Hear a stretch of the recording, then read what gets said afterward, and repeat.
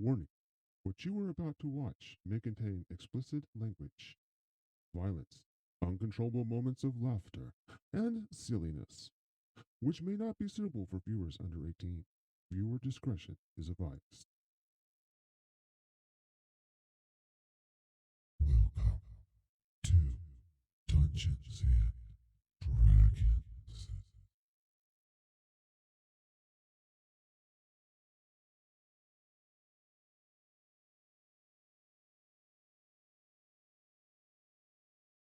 Testing. There it goes. Okay, we have a minute there, I guess, for the audio turnover. But hello and welcome back to Thursday night Dungeons and Dragons. I am your hostess, Karma, and I am the one that also tortures all the adventures every Thursday night. Tonight they are going back into the Castle Ravenloft.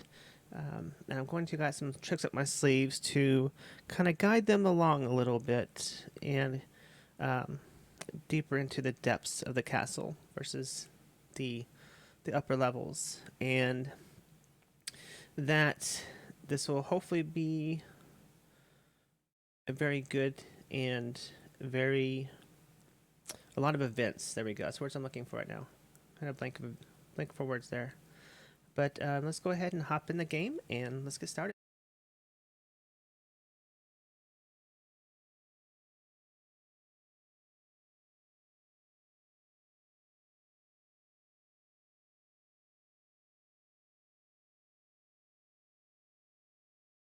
Fell in love, but then killed the lady. So All right, I'm back. Hello, everyone. Welcome back. Hi. Let me turn your volumes up. There we go. All right. So let's start real quick with a recap. Since we missed last week, we had a lot of crazy stuff going on here around the Dungeons and Dragons headquarters. Let's go ahead and recap.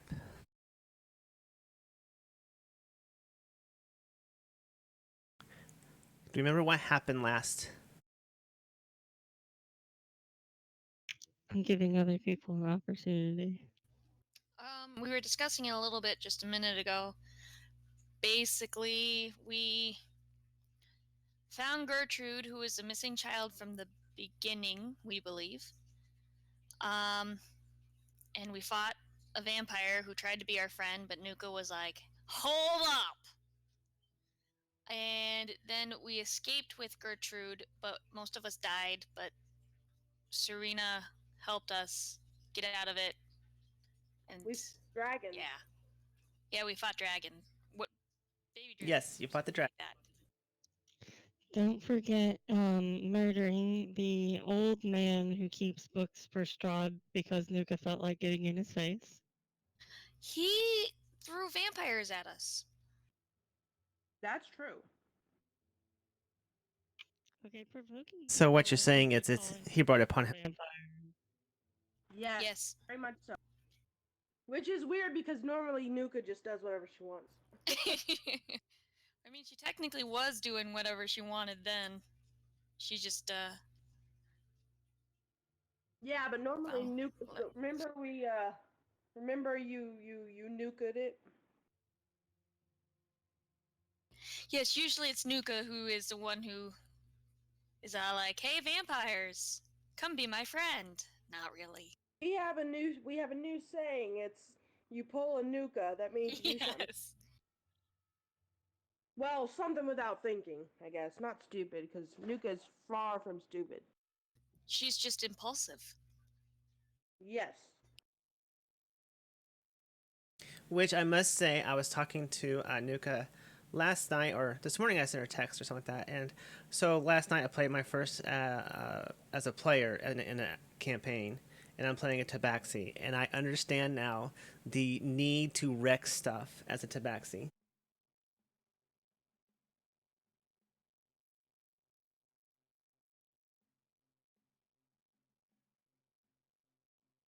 It is a need, it is not a want.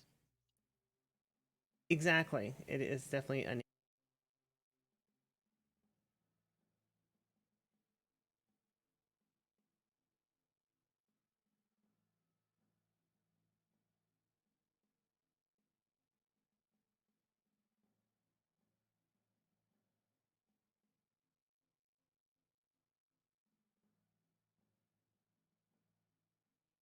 If you're talking, I can't hear you.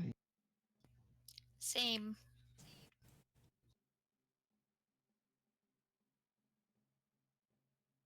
Me too. Can't hear you either. Can you hear me now? Yes. Yes. I'm getting a weird delay. I think my computer is doing something in the background. It likes to do that sometimes when I'm actually supposed to be using it. So what I'm saying is, the character Gertruda. What are we going to decide as a group of what to do to her? Because I know Minla was kind of attached to the NPC, and we need to make a decision on what is going to be her fate.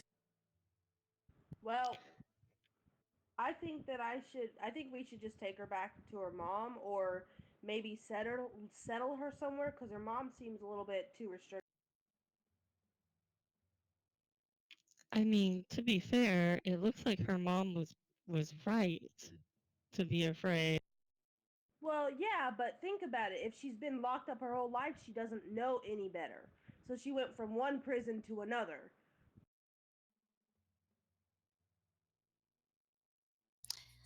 Yeah, I agree with Mendla on that one.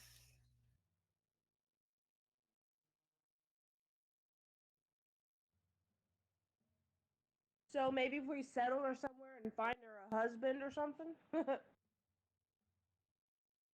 You can take her out of prison to put her in prison again. Or we could buy her a house. We have enough money, and show her how to like garden or something. She could take care of our house.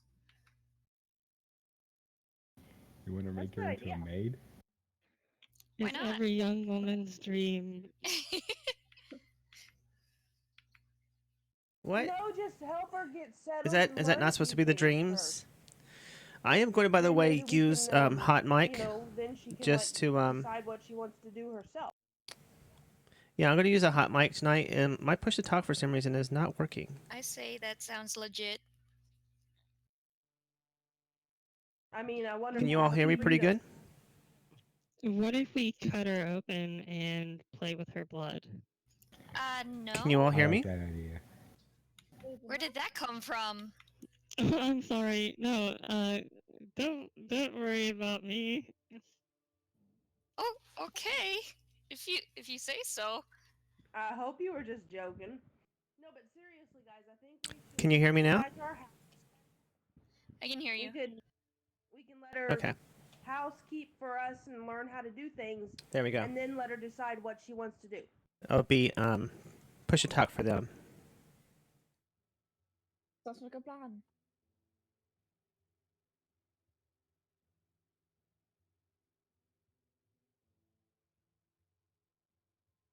Okay, so I just want to make sure that we're on the same page here. So we're going to keep her back at your own personal house.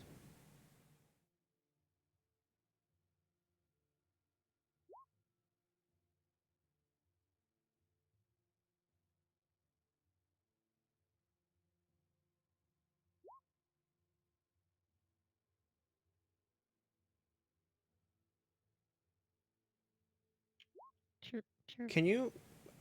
Hello? Hello? Can you still hear me? Hi. I can now. There you are. Okay. Hold on. The Discord is not letting my push to talk work. If I go off the Discord, it's like just turns it off. Are you running another application with administrator privileges? If so, you need to run Yes. Discord with administrator privileges as well. Oh, okay. I'll be right back. Let me just exit this and make sure I do that.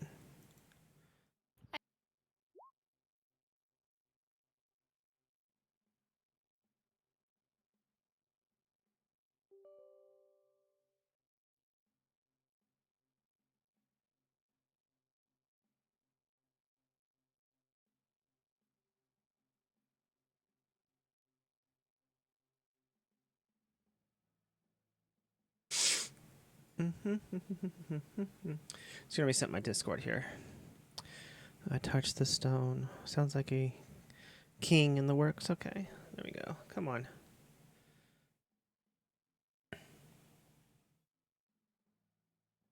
No, my Discord's not. That's There it goes. wonderful. Welcome yeah, back. but that's not really soggy. I don't consider bread with butter soggy. Yeah, more like in regards to like a sandwich bread, like in a sandwich or for a burger. Okay, how about now? Can you hear me Yeah, now? something. Yes. I can hear you. Okay. So we'll just try it this way. I did the run administrator, as you said. So if Serena, if you hear me talking downstairs and you don't hear me on Discord, definitely let me know. Okay. Sometimes I figure you're just talking to people in your channel or something, so I don't always assume that it's for us. Yeah, no problem. Or I'm just talking to myself. One of the two. It's lonely sometimes. You just have to talk to yourself. I know that feel.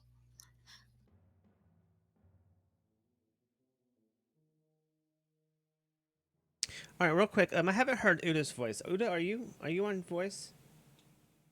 Yeah. Okay, cool. Do I sound good, or do I sound quiet? No, you're good.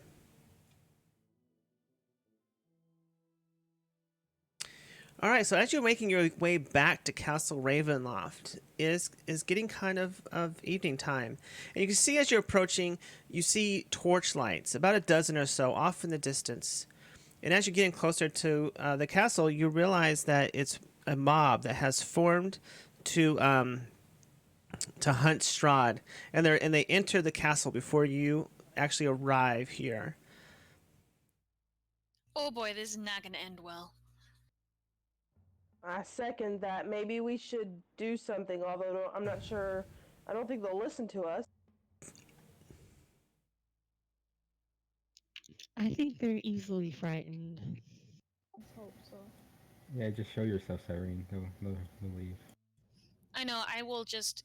One of you needs to smack me so that I, do a stink cloud and just hope that you don't get poisoned. And then they'll all go away. I have my hell. I can use that when crap.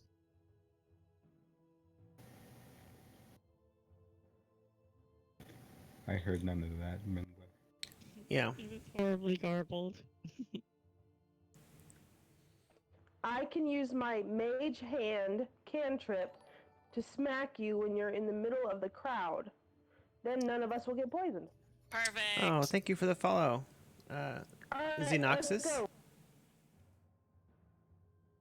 All right, you should have control of your tokens. Are we charging? Well, I'm charging. Charge! Mendla is dead. Nope. Oh, reset your hit points. Make sure you take your long rest. There you go. I thought you were just going to play in hard mode and just start off the game with 1 hit point. I was, Expert mode. I was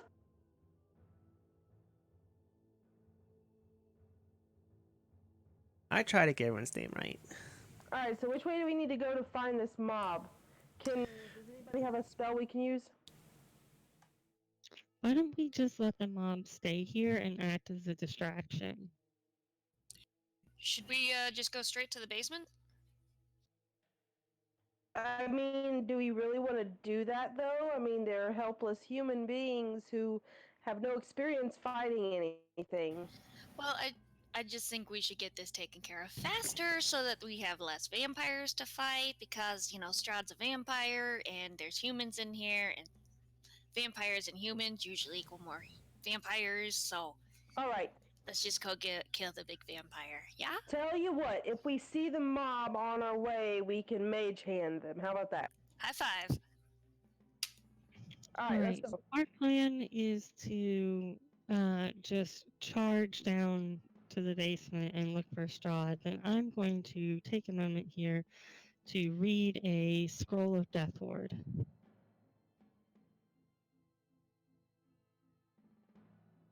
All right. Let me see if I pull it up so people can see what that is.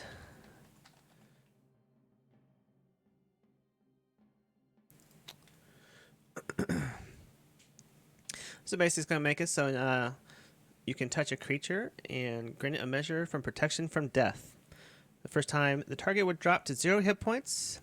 As a result of taking damage, the target instead drops to 1 hit point and the spell ends. So basically, it's like a safety buffer. And that lasts for 8 hours. That should be plenty of time. How about you give me that? No, You have to get I've your already own. casted on myself. Afraid there's nothing I can do for you. As you read the words on the scroll, the scroll letters begin to glow, and the parchment itself catches ablaze and turns to dust as it is cast upon you. Alrighty then, left or right, guys? Hold on. I'm also gonna drink a potion.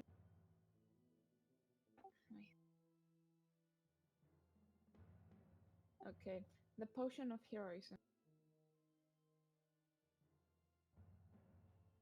I guess I can't click anywhere, so I can't show the.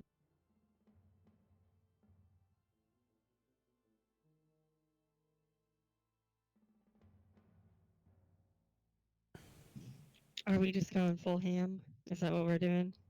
Should we put all of our buffs up? From a DM's point of view, I'd probably like find your target first.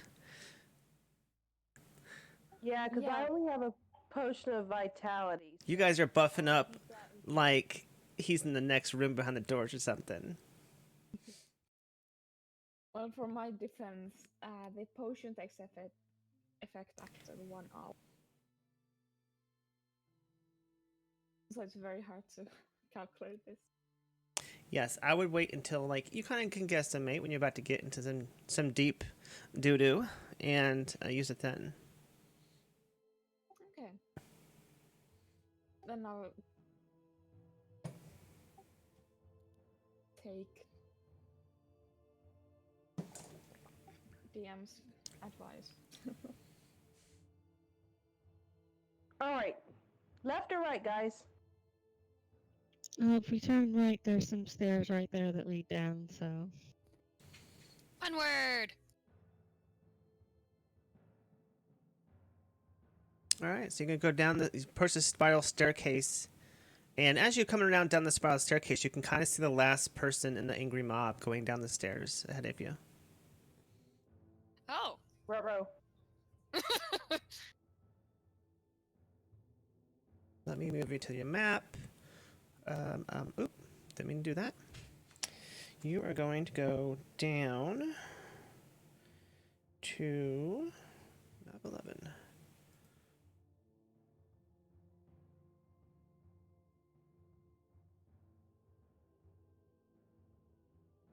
And you probably need some tokens. We have Globar. We have Minla. We have oop, come back here.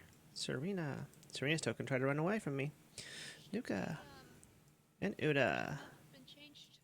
No. You're quiet.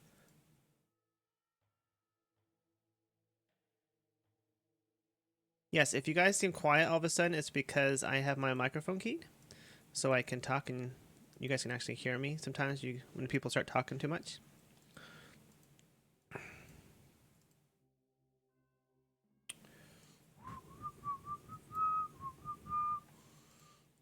All right, let me get your other tokens. I need your... There he is, Uda. I need your little dude.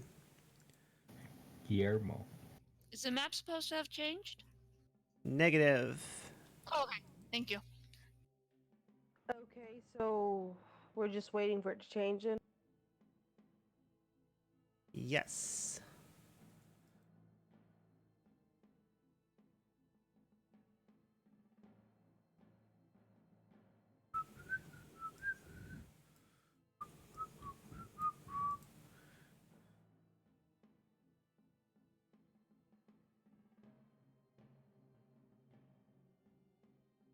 Well, this is new to me. This is awesome. Well then. Are we supposed to be seeing all this? No. There we go. Once you said awesome, I'm like, oop, my bad. Hopefully I didn't give too many spoilers there. Can you not see? It's okay, I've already forgotten them. No. Okay. I can see fine. Okay, let me get to the page here in the book so I can give you the description. Okay, you come down. Come down the stairs. It is very quiet, and there's a door at the end of the hallway in front of you.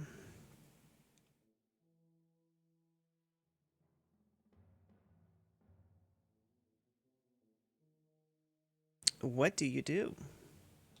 What say you we open the door? Is the mob already through the door? The mob has vanished. Do these stairs keep going down? Yes, they do.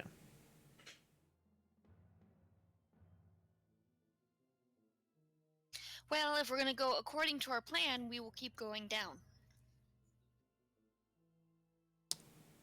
Is that what everyone wants to do? And also, I want to put in that I see, Nuka, you have 72 plus. At this time, any buffs that you had that was for several days has ended. No! That's why I'm really angry. Okay, let me fix that. Also, my golem gives me a +2 ADC. I mean AC. I don't know why I said ADC. You think about the music. It's all right. Yeah. Thought I had more than 959. Oh well.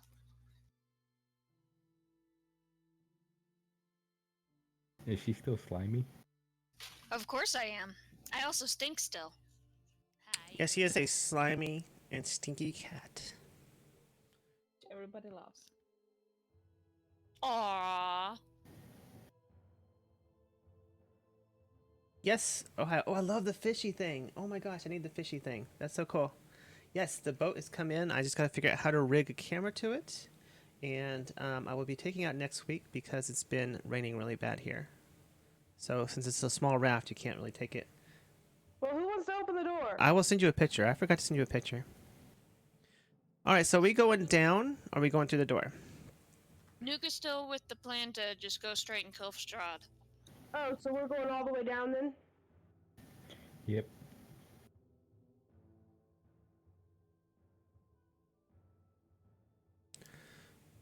All right, let me move your tokens.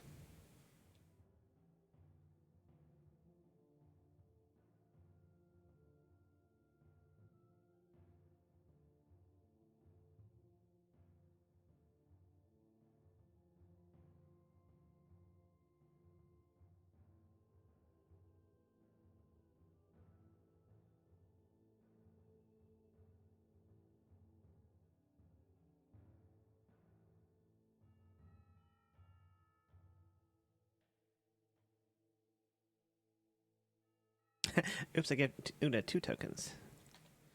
Una does not get 2 tokens. Yes. Double the fun.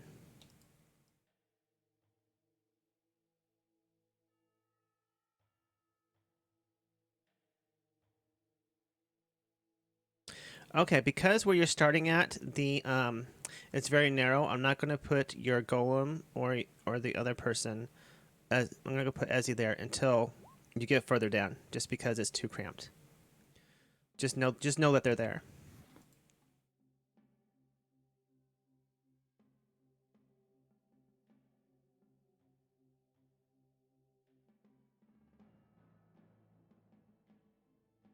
So those all those Cannot hear you. yeah. Hold on, I'm asking a question on Twitch. All those little thingies you have to buy them. Let's take a poll.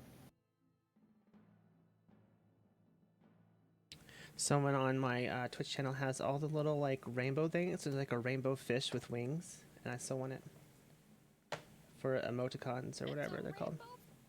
It's really pretty. I was like, I want this fish. All right, we are at number 73. The stair descends into black. Still water still water that fills an arched hallway before you. The water's surface is like dark mirrored glass, disturbed only occasionally by the thwick of a drop falling from the ceiling. 20 feet ahead, arched doorways lead downward from each side of the hallway. In each arched doorway, an iron door stands closed and partially submerged. You hear a weak cry for help from beyond the south door. Bum bum bum. You guys down to ignore that? So basically, that's like Here, you $2. know. What? Who? I don't know if we want to get in this water. Do you think it's regular water? It's clearly urine. I'm getting in the water. Let's say it really won't hurt Nuka at this point. I mean, she's so. All right, as Nuka steps forward, she disappears into the water.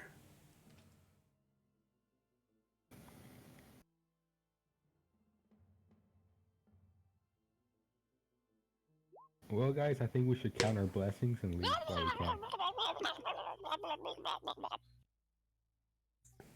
That's what it is. All right, and this is for Nuka. Nuka, all of a sudden you like step forward into the water and you fall through the floor as a trapdoor opens up, and you're in a small cell. Clinging to the bars of this otherwise empty cell is the rotting corpse of a male half-elf dressed in leather armor. There seems to be no way in or out from here. Guys, does anybody else know how to swim? Did Nuko know how to swim? I don't know. Does Nuka know how to swim? I can swim, but probably not in half plate. Yeah. I searched the half elf. On the corpse, you find a long sword and 2 belt pouches. The belt pouch contains some gemstones worth about 50 gold each, and the other pouch contains a potion of heroism. Ooh. So, who wants to go after Nuka? I take the things. Karma. Yes. I can't move anywhere else here. Oh, okay, hold on. I had you on the other side of the wall. It's very cramped. There we go. Just don't step a foot forward. That's where Nuka was standing. Um, Unless you want to join her. well, Come be my friend. Again, who wants to go after Nuka? well, Clover can swim, so How about we, like, throw a rope down to her? We don't know what's going on though. She just disappeared. Yeah, so I'm going to assume that she has gone down into the water. It's deeper than it appears, and she is presently drowning and needs help. Well, a rope isn't gonna help if she's They can use a drowning. fishing pole. She can hold on to the rope as we pull her up. And if she runs out of air before she gets to the top, CPR. I think Uda volunteered on that one for the stinky, smelly cat. No. No. I'm just saying if there's a chance she's dying, one of you guys can be. well, maybe one of us should. If you want to do the rope, why don't we just tie the rope to you and you go in after her? I eat the half elf skull. It tastes like lime Smarties. Whoa. Was not expecting that. I don't know what that is. I don't want to know what that is. Candy. It's actually really good. Yeah? Except I don't think they taste any different from each other though. So lime Smarties basically taste the same as the rest of them. Okay, let's. put That the is rope blasphemy. around I don't hear that. I'll go after her. Okay. No, I agree with Mendla. I think that Smarties all taste the same. You can't hear us talking right now. No. Okay, guys, tie the rope around me and I'll go in after her.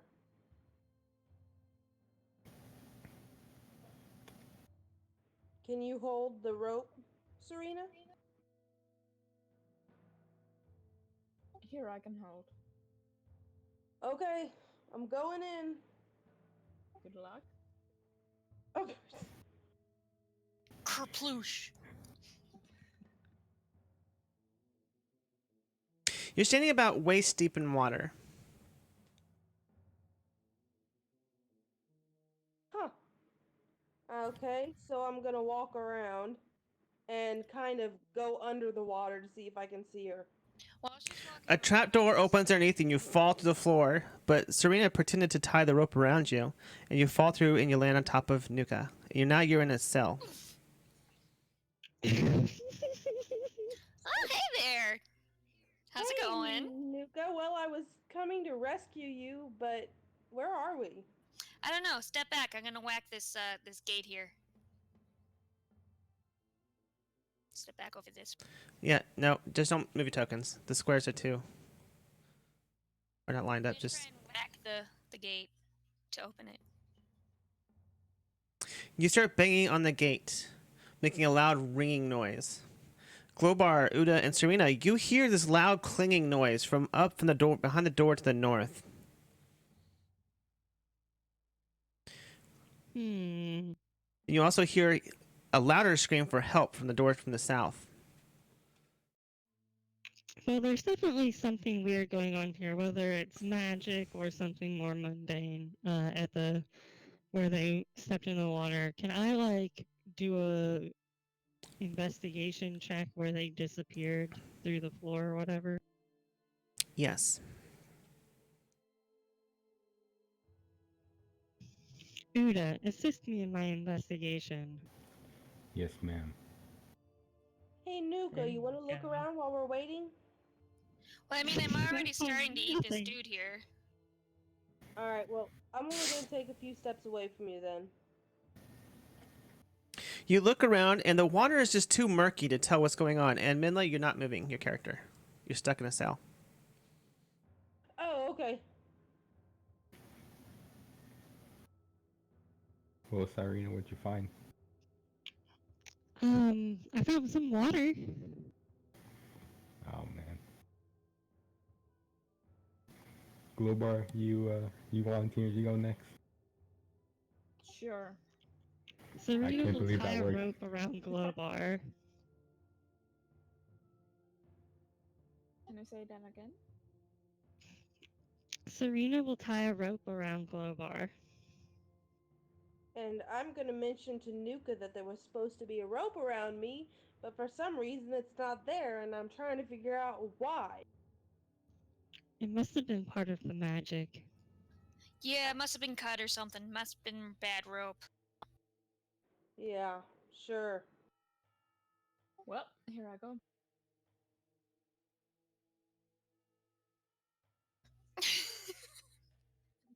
All right. Let's see.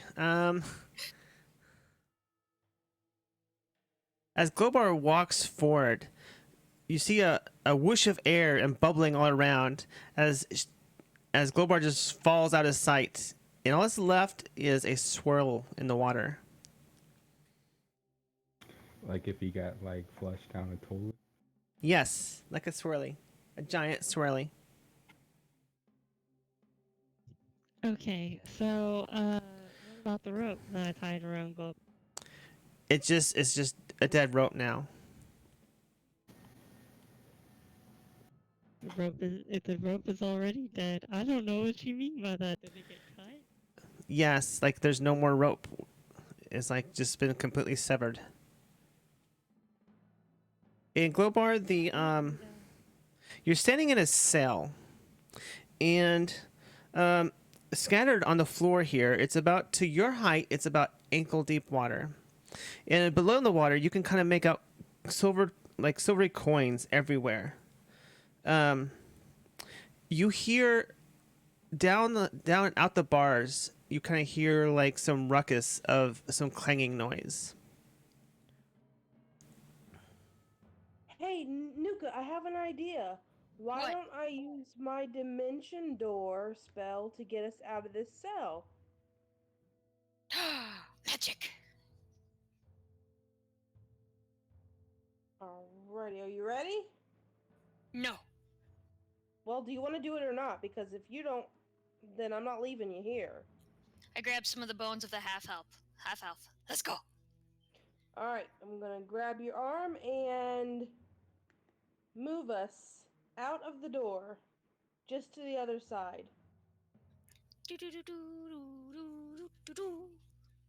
What do you think, Uda?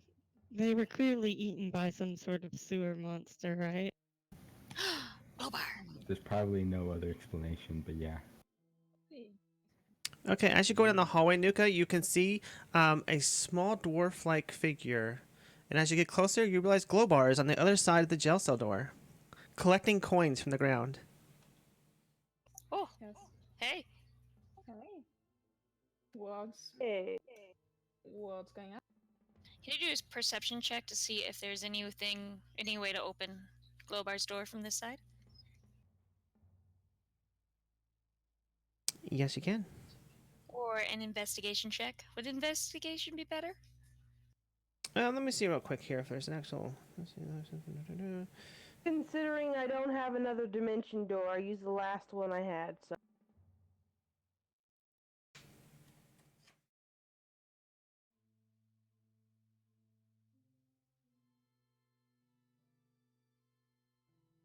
So obviously you two were below. Okay, so basically what's happened is let me read the description for the little corridor you're in. This is for Nuka and Minla.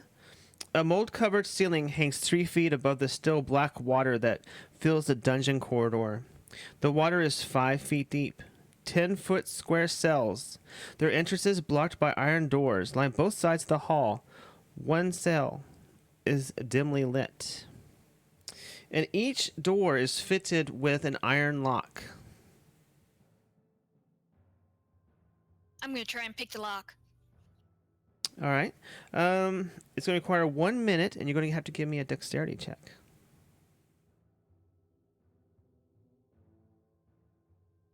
Oh, sorry. That's all right. So you begin to pick the lock. Serena and Uda, what do you do? Well, I was thinking that if her picking it didn't work, I'd pull out my big battle axe. I think Yes. I have one. It's Serena and Uda, not Minla. Serena and Uda. Uda, what are you going to do? Oh, duh. Well, let's see here. We could just fly over whatever's going on here in the water, I guess. I like that plan. Nuka, get me out. I'm Let's see trying. here. All right. Well, let's see here. I guess Serena is going to cast fly as a level 4 spell on herself and Uda. Okay. You begin to hover into the air.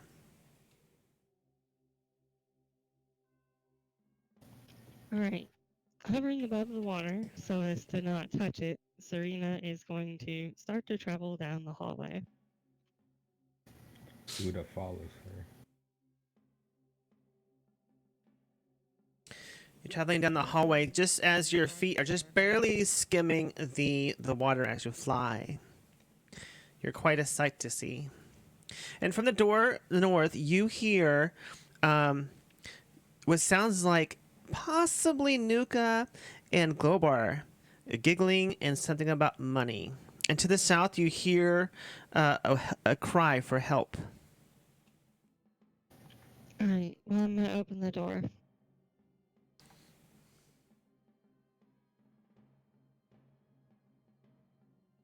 You open the door to a long hallway lined with cells. At the end of the hallway, you can see Minla and Nuka at the end of it, and Nuka is trying to pick a lock. Close the door, hurry up, close the door.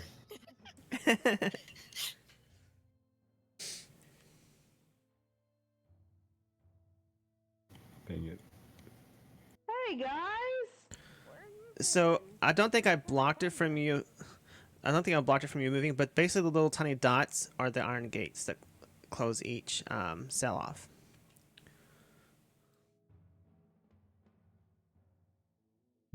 Do we see any mechanism to open the gates? No, each gate itself is individually locked by an iron lock.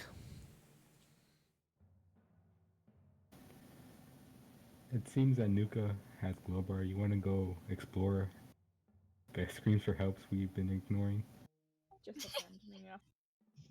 I guess we can go take a peek. Maybe we should go together. As you're passing by the last cell on the right, you see like a glint of metal. A glint of what? Metal.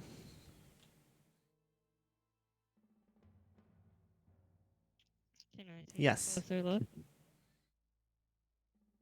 You kind of peek using your dark vision. You can see what possibly might be a blade beneath the water near the back end of the cell. And it appears to be glowing. Ooh, shinies. Can I bust the lock off the door? You can bust the lock off the door by giving me a where did I just look at that number too? Gosh darn it. Yes, you can force open the bar door by giving me a strength check. All right. So like, am I busting the door? Or am I busting the lock?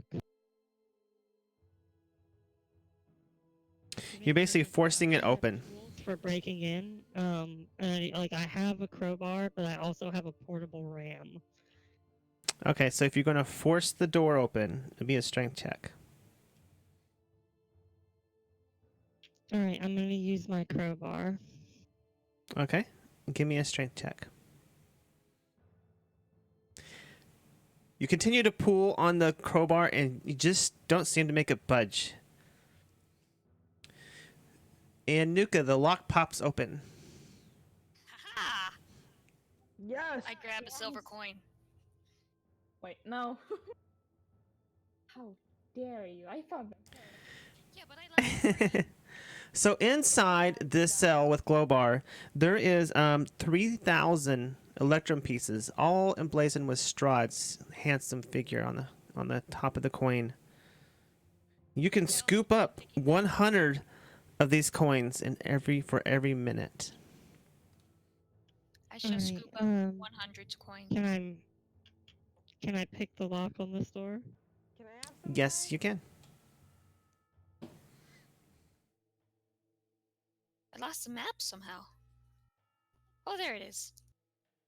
Hey, Nuka, It's- since you did so well with that lock, why don't we pick the locks of the rest of these doors and see if there's anything in them too? I am getting 100 coins. 1 second. I need a dexterity check, Serena.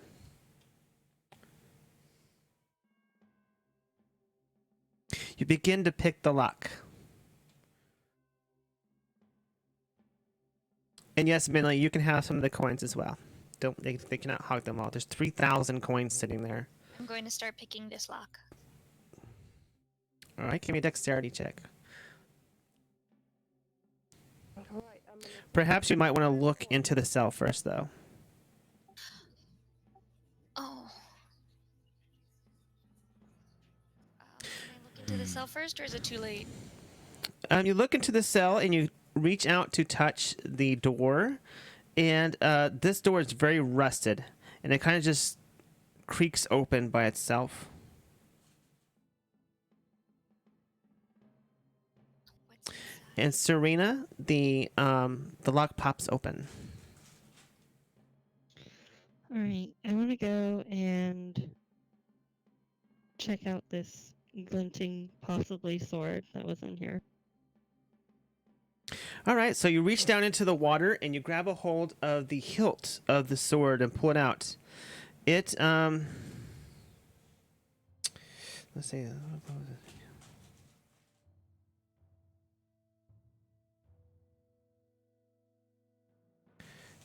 1 second here. Let's see.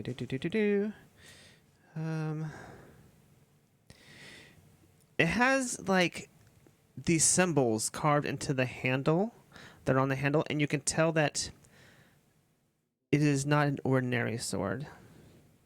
As you pick it up, the dim light kind of fades out of it. And you can see that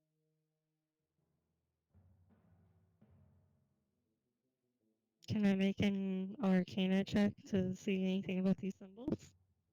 Yes, you can. My character is actually not very good at Arcana, despite being a war. While she's doing that, I want to start picking this lock right here. All right, give me a dexterity check.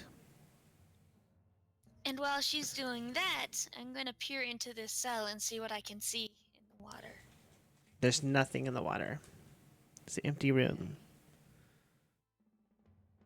Serena, the runes on the sword tend to be from your previous good life. It was symbols of protection, but something about fighting evil. Something tells you this sword is a sword meant for a lawful good creature. Serena scowls in disgust and launches the sword against the opposite wall. Do we have any lawful good creatures? When you say dexterity check, the only place I see dexterity is in my saving throws. Next to Yes. literally where it says dexterity.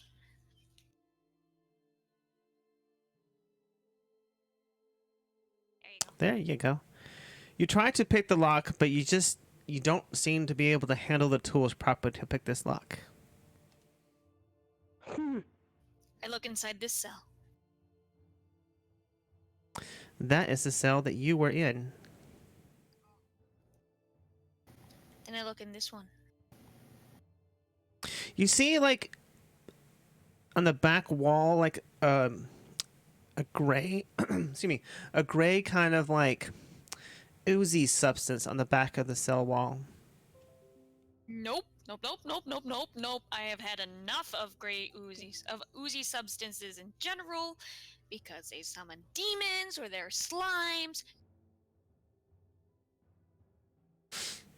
Then what's in here? I know it wasn't. Um, Oh, hey, look, a sword. it's an empty cell, Globar. What about my cell I've been trying to pick? Is it empty too?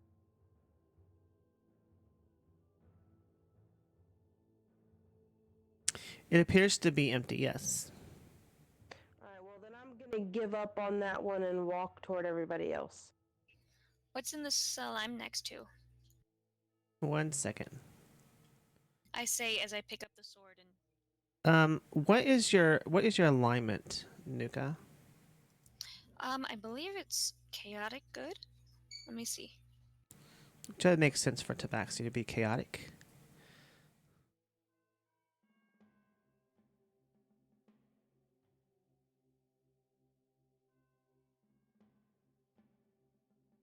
Yeah, I don't think I actually put it down, but I usually play chaotic good characters. So Okay. And Globar, what is your alignment? I didn't put it down in, but I believe it's lawful neutral.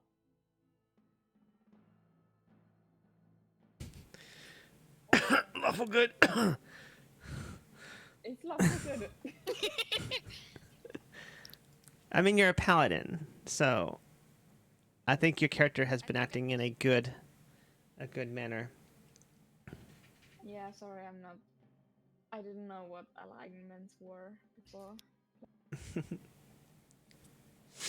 picked up the sword that was thrown in my general direction and push it at Globar as Oh, Father, it's trash.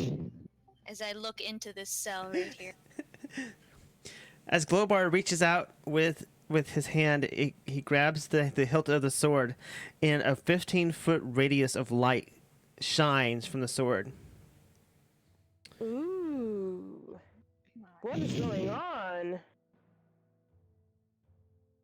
Globar, the sword is a +1 short sword. It is a sentient item.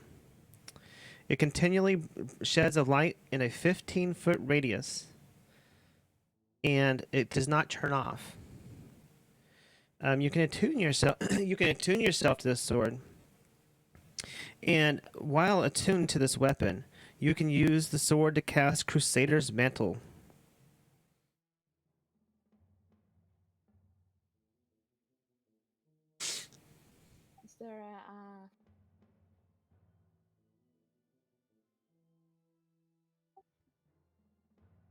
don't know, the information sheet somewhere. Let me see. I don't know if I made one for this one. Let's see. I can grab one for you real quick. I should have made one. 1 second. Awesome.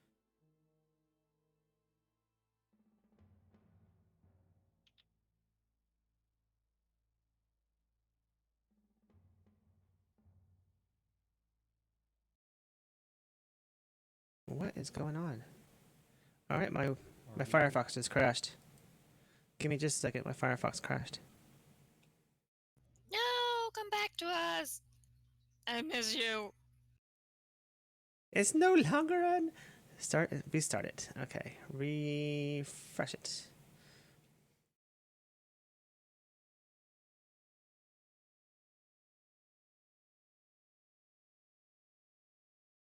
Oh man, it like hard crashed.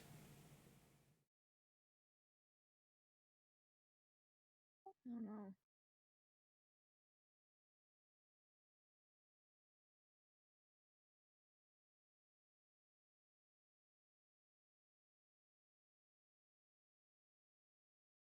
It's just sitting on almost done. Come on.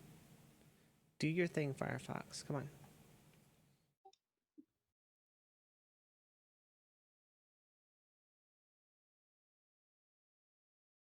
All right, it's coming back.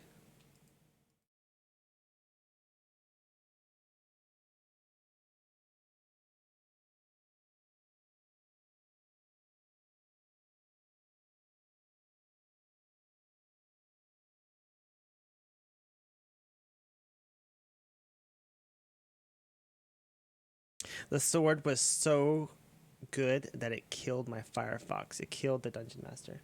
Oh man.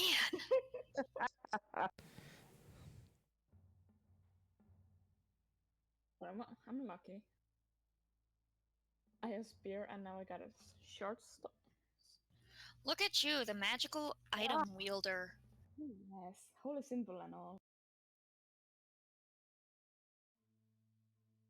Short sword. There we go. Okay, I put the description for the spell Crusader's Mantle into the chat there. Basically, a holy power radiates from you in an aura of 30 feet, awakening boldness in friendly creatures. Until the spell ends, the aura moves with you, centered on you. While in the aura, each non-hostile creature in the aura, including yourself, deals extra 1d4 radiant damage on its weapons attacks. Ooh. That's good. Now that's nice. Hey, you got a sword like mine, I say as I pull out my sword. Now, when you attune yourself to this sword, you hear a voice in your head, and it lets you know that it's here beside you to fight evil, but its power is limited. Once used for its magical holy power, it loses life. What? No. That's so sad. Go ahead and kill it. No. Well then. So, just awakening boldness. What kind of boldness are we talking about? Like boldness, like kind of like when you get ready for a fight and you get that adrenaline rush, like the big oorah. That's an excellent. Yeah, I get what it means, but what does it do in stats or?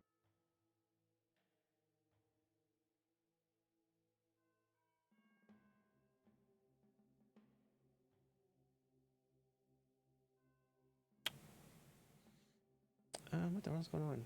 Okay. What was your question now? Just I'm just looking at this. It says awakening boldness in friendly creature. Uh huh. Spell boldness, or just boldness in general. Just boldness in general. It's like they're just using a description to like. So basically, it's going to help all your friends around you. Awesome. All right, as you're coming out of the door, Minla and Uda, and Serena yourself, you still hear a cry for help to the south.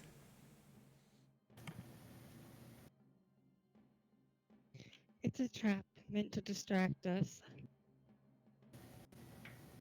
Yeah, I'm okay with that. Let's just keep going then. Okay, let's go.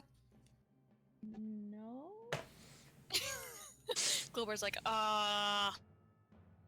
As Uda is walking down the hallway, he just disappears, whoosh, just like everyone else does, and he is into a cell. I go back to get I him. thought I was still flying. Guys. Oh, are you still flying? Okay, I'll let you have that. I'll let you still be flying. There you go. That's for 10 minutes. And, Oh, never mind then. Keep me there. Yeah, okay, there you go. Has it been an hour or something? I don't know how long it's Yeah, it's been more than 10 minutes. I'm gonna get down on my hands and knees and search around for trapdoors in this hall.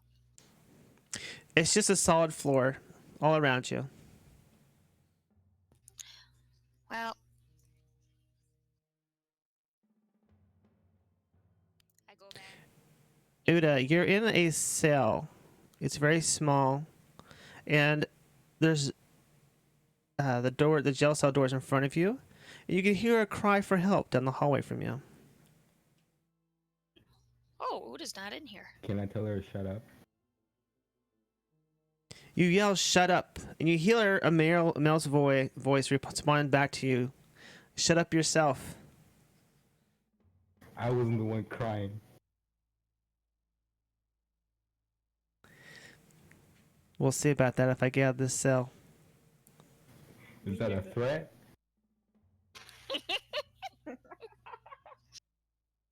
For the record, I'm beginning to worry in my mind about Serena because she keeps talking about dead things and killing things and cutting things open. So I'm guessing we're hearing the shout. So from the south, Globar, you hear from the south this faint, this faint voices saying, "You shut up. Wait till I get out of this cell." Sounds like a fight. Let's go. I kick the door. Adventure? I'm guessing it's a door.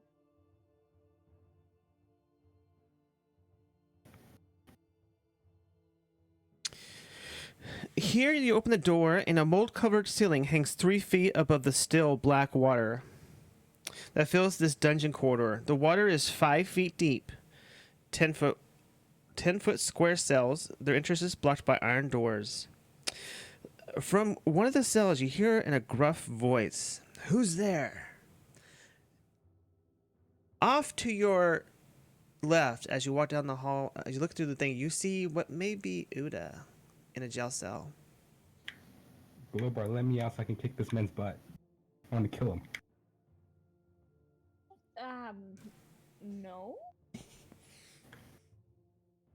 Okay. Hey, go bring Nuka. Sure. I heard my name. I heard my name. What's up? Go kill that man. I yell for Nuka, come. Can you still hear me? Yes. Yeah, I hear you. Okay, sorry, my internet is going up and down. Okay, so I run up to this guy and I just grab the bars and start shaking them and say, "You want me to kill you? I'll kill you!" Which guy? To Uda? No, this guy down here. There Is this was Which gonna guy? show me in front of Roll Oh, 20. there you go. As you come down the hallway, there is a man in the cell. He is very tall and quite handsome. He's very muscular. He clutches the bars of his cell while struggling to keep his teeth from chattering. His clothes are shredded and he is soaked from head to toe. I charge him and I grab the bars and it just like hiss in his face. Cat stink, spit spraying all over his face. When you charge the bars and grab a hold of him, his eyes glow red. You do not want to mess with me. I will tear your throat from your body. So why are you in here then? I was locked in here as punishment for causing a scene with my pack. You cut out at the end. What was that? For causing a scene with my pack. Hey, Karma, can I see down the end of this hall to these little things down here? Can I see what those... Yes, hold on a second. Serena, give me a dexterity check. You begin to pick the lock. I'm going to ask him. Are you a friend of Master Strahd? I am no friend of that vampire. Oh, good to hear. I'm gonna pass him some fried chicken and my coat that smells like death. Do you happen to have anything raw?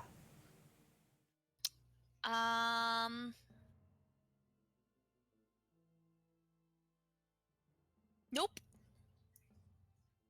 Hmm. I do have some So he skull- eats a fried skull- chicken. skull. He eats the fried chicken and watches you. Minla, you see down the hall in front of you is a room that's filled with brackish water still. And what appears to be maybe like some racks or iron maidens that were once used in torture. Ah, okay. Serena, the lock pops open. I'm free. Go forth and die. Oh no! Nuka hears I'm free and she turns around and goes, uh-oh. Hello.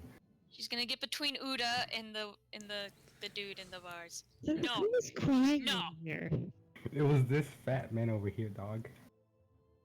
Bad Uda! Sit! I'm not a cat.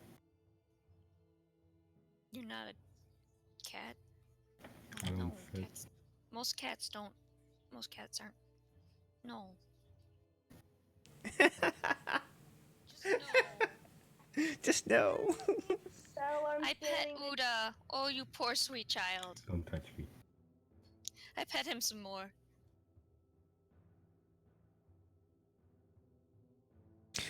Minla, there seems to be some maybe some coins or something under the water in the cell in front of you. Alright, well, I'm gonna go ahead and try and pick the... I passed my new friend a little bit of gypsy wine. Thank you for the wine. Why don't you open these doors and let's get out of here? My friend wants to kill you. Your friend cannot kill me. I will rip his throat out before he waves a finger. See, that's what I'm worried about. So I don't want to. I need him to help me kill some stuff. Hold on. Strahd put you in this dungeon, right? That is correct. Tell you what, we'll let you out. You help us kill Strahd, and then you can live in this castle or something. Oh, I know. Nuka raises her hand excitedly. You help us kill Strahd, and then you and Uda go at it afterwards. I'm That way okay you with can that. you can get your your anger out at each other after we do the whole killing the Strahd thing. While it sounds like a good plan, I must first go back to my wife and my pack to ensure their safety. Without me, there is no one to lead the pack. Well, guys, unless we should keep him in here. I vote we don't. I start to pick the lock. I'm assuming that... Minla, the lock pops open. Oh, it did? Okay, cool. All right, so I'm gonna go inside. Ha ha ha. Dexterity check on my part. Yes. And Minla, you feel coins shifting below your feet. Inside this room is a 2,100 electrum pieces, all like the coins from the other room. Nuka, you roll a 20. The lock automatically pops open, and the gate swings open, and Emil walks out into the open. Thank you. Friend. Now I must return to my pack. And in a case that I can return, I will come and help you deal with this Strahd. But Yay, friend. I pick up 200 more pieces of electro.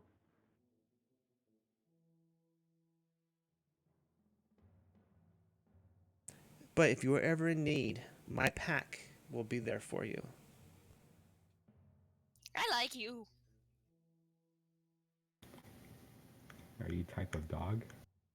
What do you mean packed? As he does, he looks at you. He shapeshifts into this ginormous werewolf, towering over the top of you, and he walks out of the room. I am more than just a dog. What did he say? I am more than just a dog. As he leaves. I don't know, man. He looks like a dog to me. All right, do I see anything in this cell? That was a cell that Uda was in. Oh, I thought he was in the other. Okay, hold on. What about?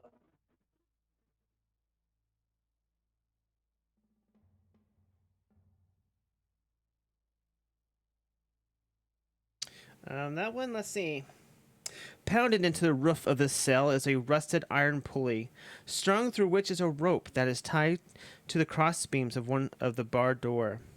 Dangling upside down from the pulley is a man, flabby and of stout build, in tight-fitting leather armor. His boots are bound with rope just below the pulley.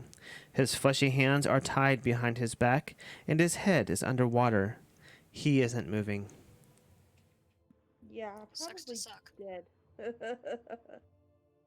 I think I'll leave him alone. Just by his fleshy hands alone, I don't think he's gonna have anything. What about this cell? Search Shackled to the back wall of this cell is an emaciated figure in blue robes. Its spindling arms spread wide and its head tilted forward. Long gray hair hangs down in front of the dead man's face. Okay, I Oh think shit, Uda, it's your cousin. I'm gonna pick this lock. All right, give me a dexterity check.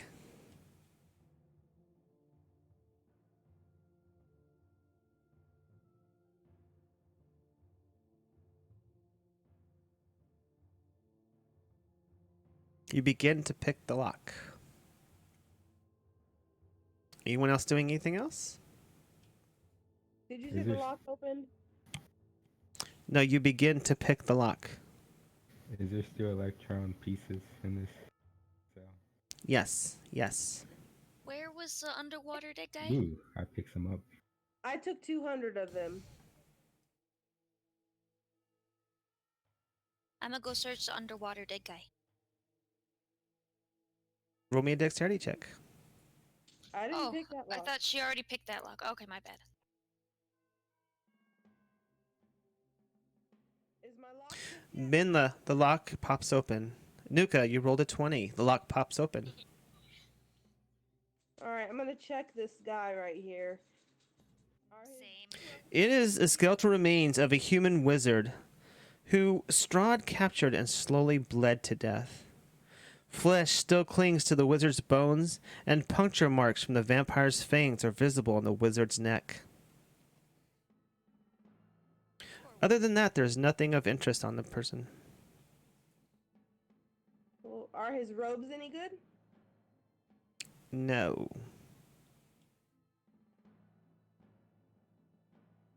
What about this one right here? Nuka, you go into the room, and the man is suspended upside down, hanging from the ceiling. Strahd has had this human bard suspended from the ceiling as a test to see how long he could hold his head above water. The weakened man could not do so and drowned. Like, did he recently drown, or was it probably a while ago?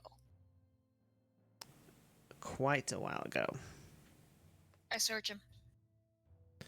You find nothing of interest. Menlo, the last cell is empty. Alright, well, I'm done then. Where was the sound of help coming from? It was from the werewolf. Oh. Why did he sound like a girl, though? Because he's a little scary. Don't know. Oh. Alright, guys. Judge. Enough Okay, talk. let's go. Let's get out of here. Kind of push past everyone. As I get into the hall, because I remember Uda went swimming, disappearing, I swim instead of walk.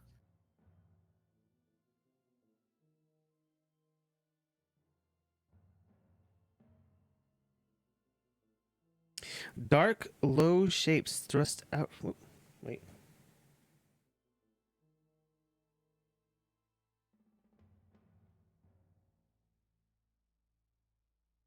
Yes, dark, low shapes thrust up out of the still, brackish water that fills this 50-foot square room, the ceiling of which is festooned with hanging chains that look like thick black web strands. A balcony set into the north wall overlooks the room and has two large thrones atop of it, with a velvet curtain behind them. Can we tell if the water is any deeper in here? It's about the same. Alright, well, I want to go. It's about 3 feet deep.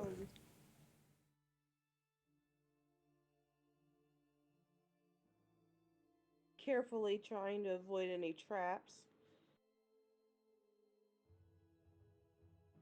You approach the balcony and it's too high for you just to walk on top of.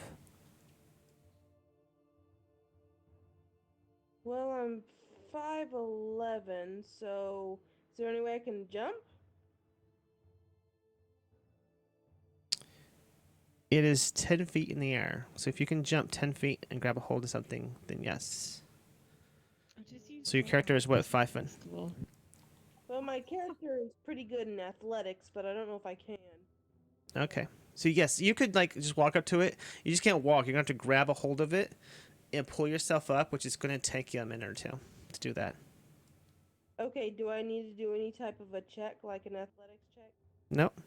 Nope. Alright, well, I'm gonna pull myself up to it then. All right. And what is everyone else doing? I'd like to do a perception check to see, or an investigation check to see if I can find any hidden doors or rooms or things. You see some what did they say it was? Some dark, low shapes in the water.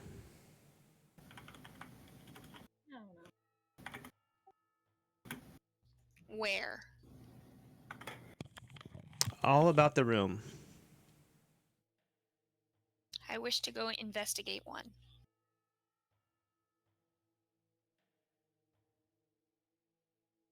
As you bend over to investigate the dark shape, a hand, an undead hand, comes shooting out of the water and shoves you back 5 feet. Am I up on the balcony yet?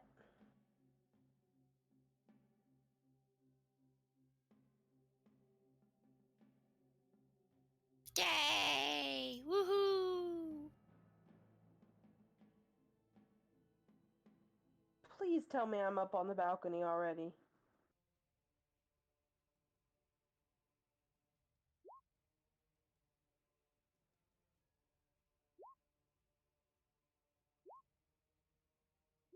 All right, Minla, you make on top of the balcony as these zombies come up out of the water to attack your friends.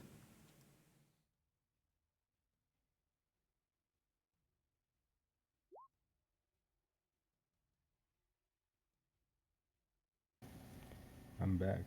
What happened? Nuka. Nah, Nuka was investigating the dark things in the water, and they happen to be vampires hiding in the water to surprise attack you. Let me get you your other tokens. 1 second. You mean zombies, right? Zombies, yes, sorry. Yeah. Oh man, I thought she was gonna be a giant. Una, where is your little dude? Oh, let me go grab him. Hold on. Esmeralda smash.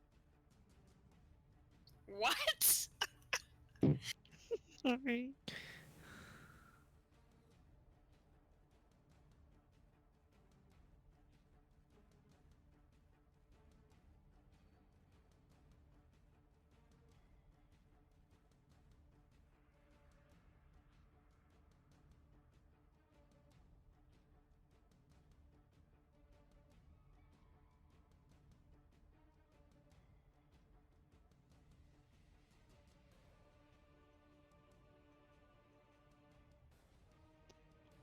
All right, Nuka, it's your go. Up above you so that that vampire is not touching.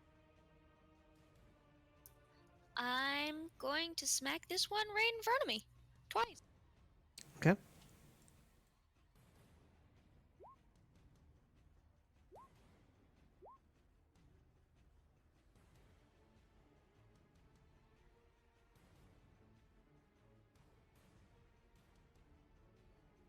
I assume the first one's a hit.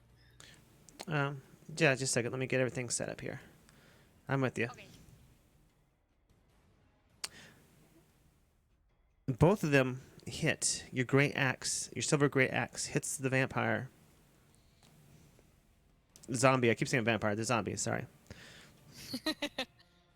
I'm in a vampire mood, I guess. Sounds like it. How big are these squares, by the way? Use your measure tool. Ooh. Shield Guardian, it's your go. Gustavo's gonna move over here and punch him.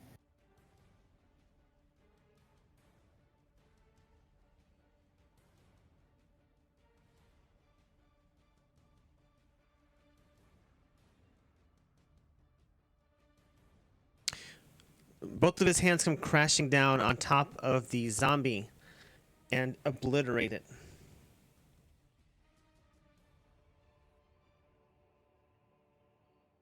Glowbar, is your go?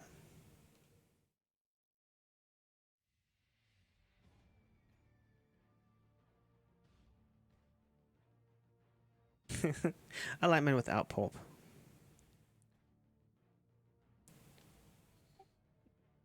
Guess I'm gonna try the short sword.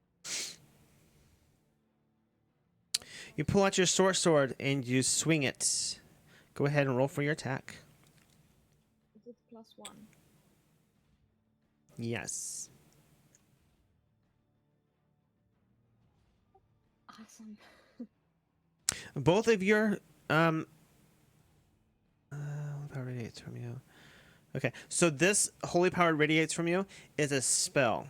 Okay, so it's not all the time. You had to choose to cast that spell. Okay, it's fine. You have the text there to remind yourself. So both of your swings hit.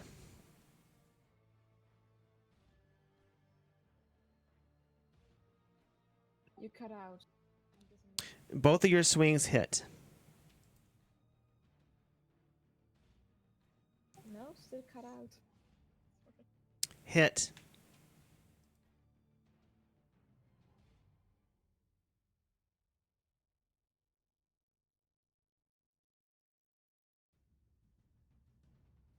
And you do 16 damage.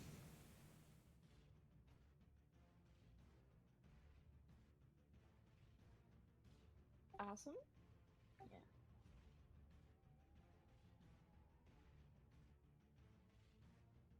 Midnight, Chika.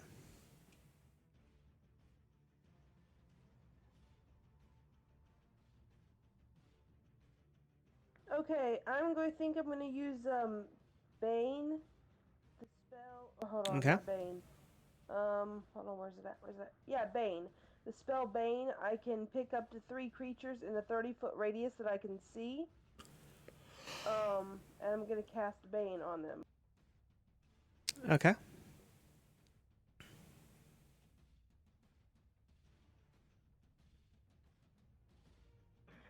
Of course. Gonna cast it at level 2, so that means I can pick 4 creatures instead of 3.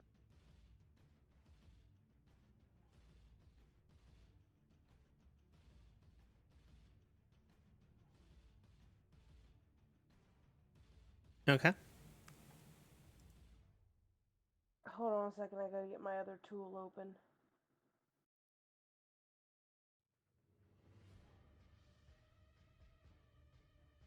Those 2, this one, and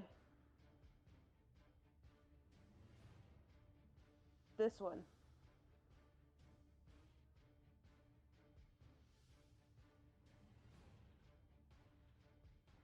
All right. Is that in your turn? That's, well, I can only do one spell, right? I can't really do anything Correct. else, so yeah. All right. Uda, it's your go. Uda's gonna firebolt this dog right there.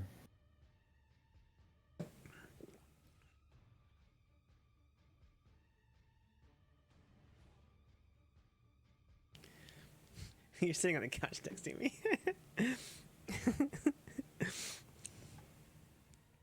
A 13 hits.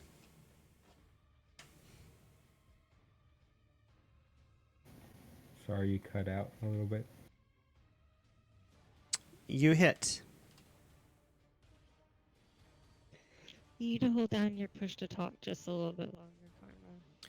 You hit.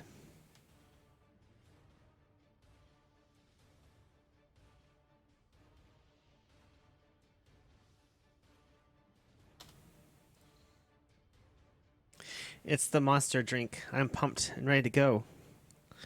Ezzy, it's your go. She's gonna stabby the one that's right next to her.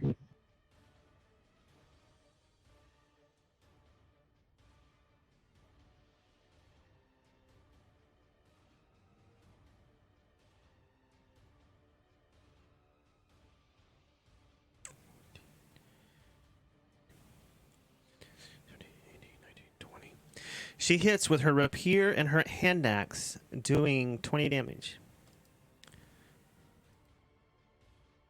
And she basically just hacks and chops apart the zombie next to her.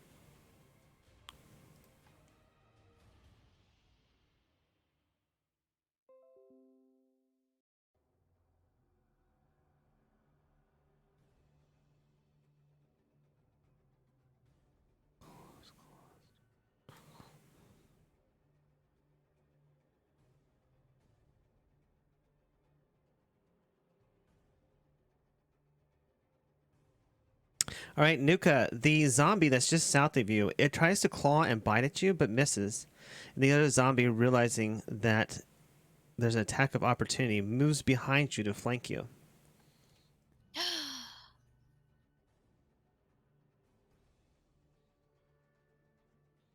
Moves behind me and what?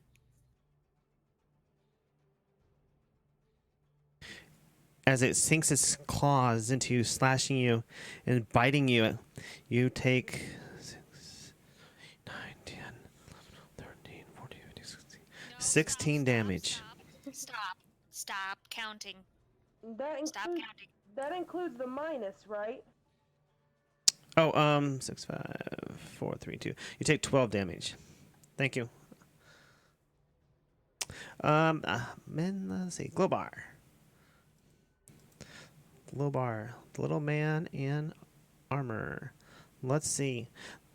The zombie slashes at you for 6, just 2 damage because of its bane.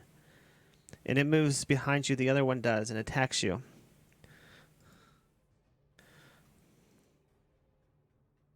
Also taking a chance to get an advantage on you. And it is going to crit bite you for 8 piercing damage. Oh no. Serena, it's your go. What will I do? All right. Well, let's see here. Serena is going to move here, and she is going to attack the one that she has advantage on with Nuka. So her first attack.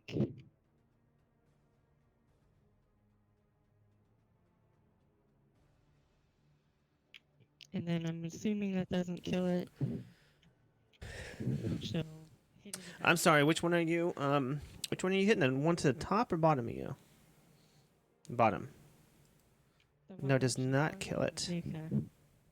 All right, she's gonna chop Okay. it again. It is a hit as well. All right. It is not dead yet. Yeah, there's a 45-second delay because I'm not a at 50 followers yet. Cannot hear you. It is a hit. You do 18 damage.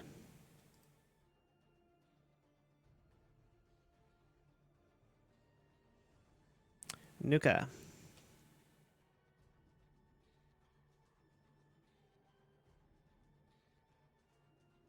You know, they put a block on it so that basically until you're like established, they like have like an automatic bot thing like watching what you're saying and stuff to kind of like make sure you're If like you're doing the right talking, I thing. can't hear you. It is your go. Okay, I'm going to attack both of them. One attack to the one in the front, one attack to the one behind me. Is that something I can do? Alrighty. Yes, you can.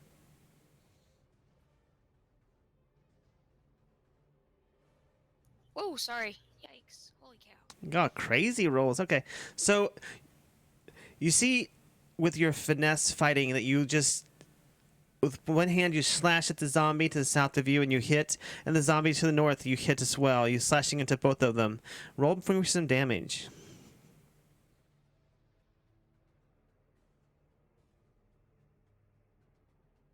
Sorry, I have a new mouse and it's wireless and seems to double click each time I click. That's alright.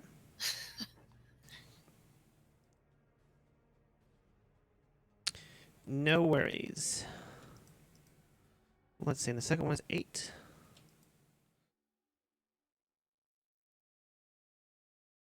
Oh, Mighty Shield Guardian, it's your go. Guillermo's gonna attack that one.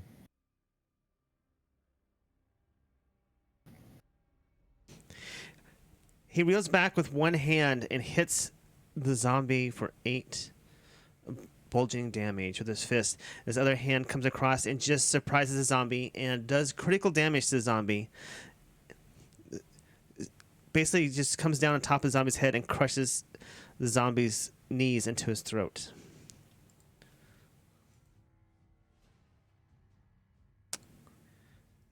And the zombie is DED. Glowbar. I would love to change one. Is that impossible? Yes, Serena, my bulging damage does splatting damage. Ooh. What? All right, Glowbar, what are we going to do? I got to the point now I don't even Yeah, care if my can- voice sounds male or female. I'm just like, whatever. I'm just I'm going to get into gonna- it. Use that blast spear. That's more damage. Okay, do the spear. Okay.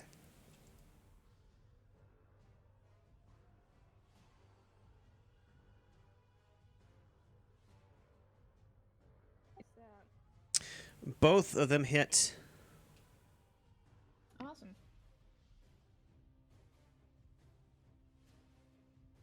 As your overpowered spear just jabs the zombie, impaling it many times over and over again till it's dead. Minla. Alright, I'm looking to see how much range I have with this hand crossbow, because I don't really want to get down. Okay. Go ahead and just click it for attack, and it'll show as everybody. I can explain it to you. So you have 30 feet and 120 feet.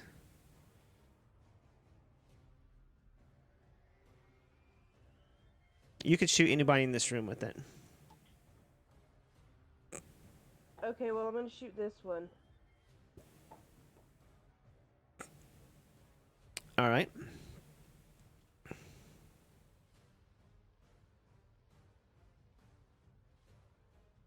Oh, wow. You hit it for 1 damage.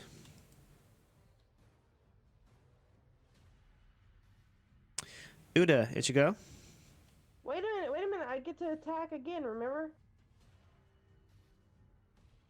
Go for it.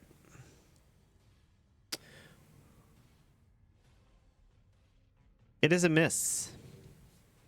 Figures. I don't control the dice. Uda, it should go. I never said my aim was good. I mean,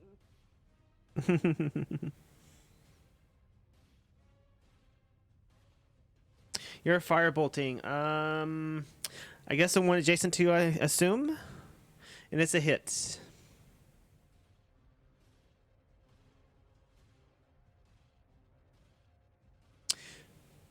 Setting on fire and killing it. Ezzy, it's your go.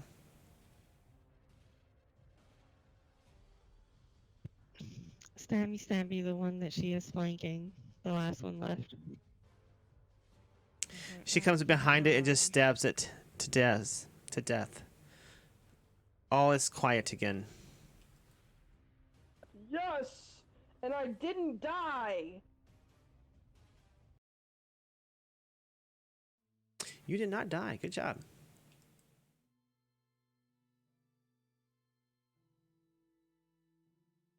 Do do do do do do do do do.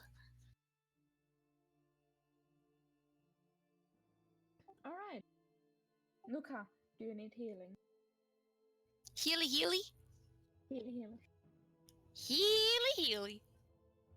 Alright, well, while y'all are healing, I'm gonna look at these thrones up here. You look at the thrones, and basically you're up on top of an observation balcony. And these 2 large wooden thrones rest on this balcony. Behind the throne hangs a red velvet curtain 30 feet long. The ceiling here is about 10 feet high. There's nothing special about these throne chairs, but you assume that these chairs were for someone to sit up here and watch the torture or interrogation of prisoners. Okay, and is there anything behind the curtain? Yes. There is a door leading out of here. Alright, I'm gonna call down to you guys and tell you what I found up here.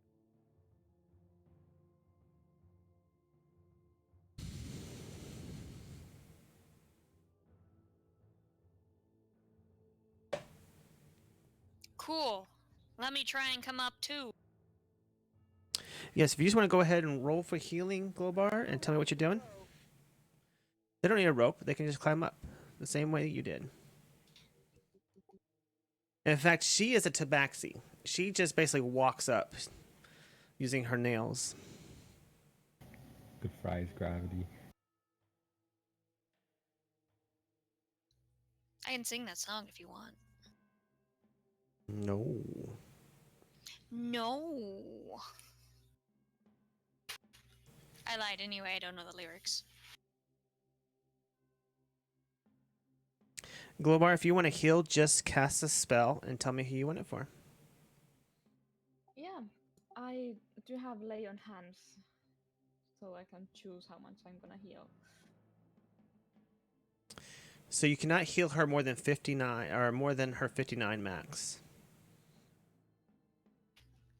12 would be nice.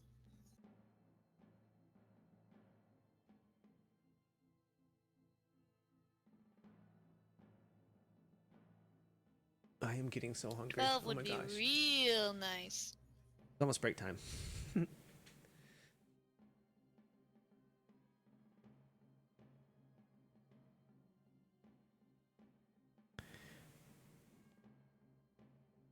Okay, while Glowbar is healing Nuka for 12 The curtains close, and we're taking a quick intermission for 5 minutes.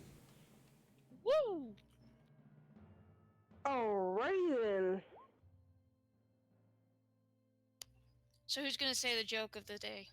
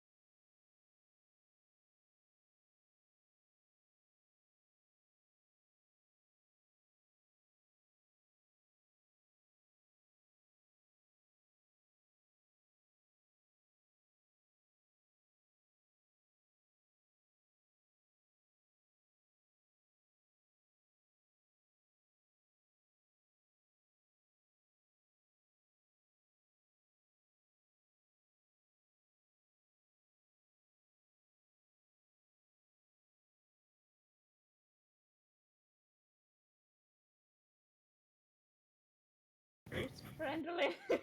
All right, we are back. Okay, I guess we won't keep going. That's good. What did I miss? Tell me the trick! I want to know too.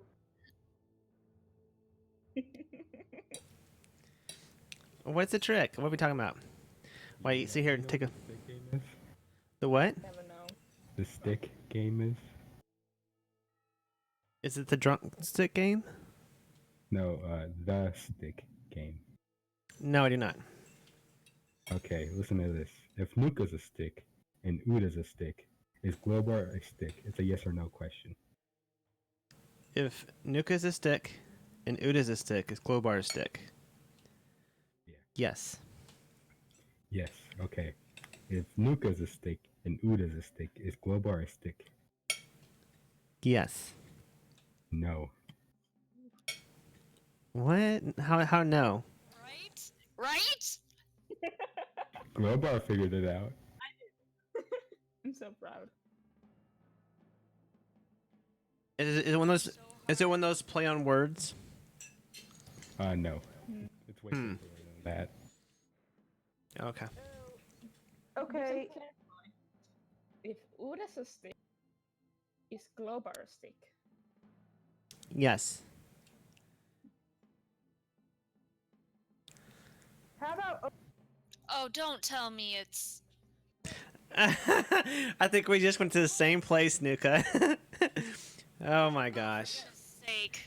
Nuka, you try one out. Hold on. So if Serena's a stick and Menla's a stick, is Glowbar a stick? No. I think I might got it. Okay. Nuka, you try one out. All right.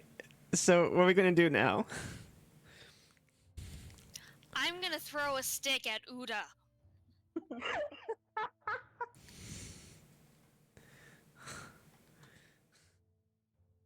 Okay, I'm gonna lower a rope to help everyone else down, and I'm gonna tie. There's no rope needed. They can just walk up and pull themselves up.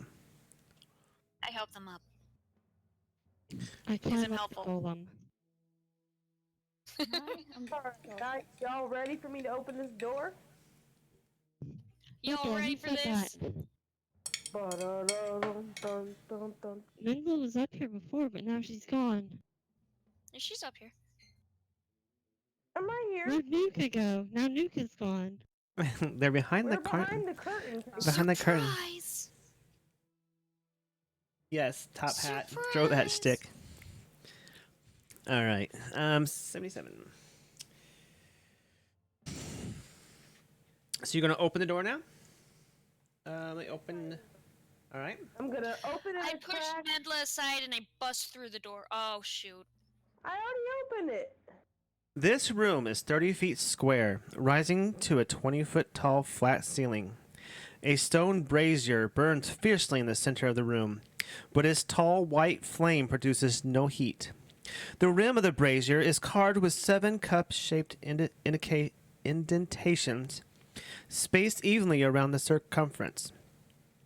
With each indentation is a spherical stone, twice the diameter of a human eyeball, and made of a colored crystal. No two stones are of the same color. Overhead, a wood-framed hourglass as tall and wide as a dwarf hangs 10 feet above the brazier, suspended from the ceiling by thick iron chains. All the sand is stuck in the upper portion of the hourglass, seemingly unable to run down into the bottom. Written in glowing script on the base of the hourglass is a verse in common. 2 9-foot-tall iron statues of knights on horsebacks poised to charge with swords drawn stand in deep close facing each other. The brazier sits between them. Who else is getting Amber Temple vibes? What does the glowing script say? Can I see it from the door? You will have to walk up to read it. Oh heck no! Well, I mean, we can go together, I suppose. I'm Take gonna one just stay step in the at a time. door. The door seems safe. I hug the door. The door is my friend.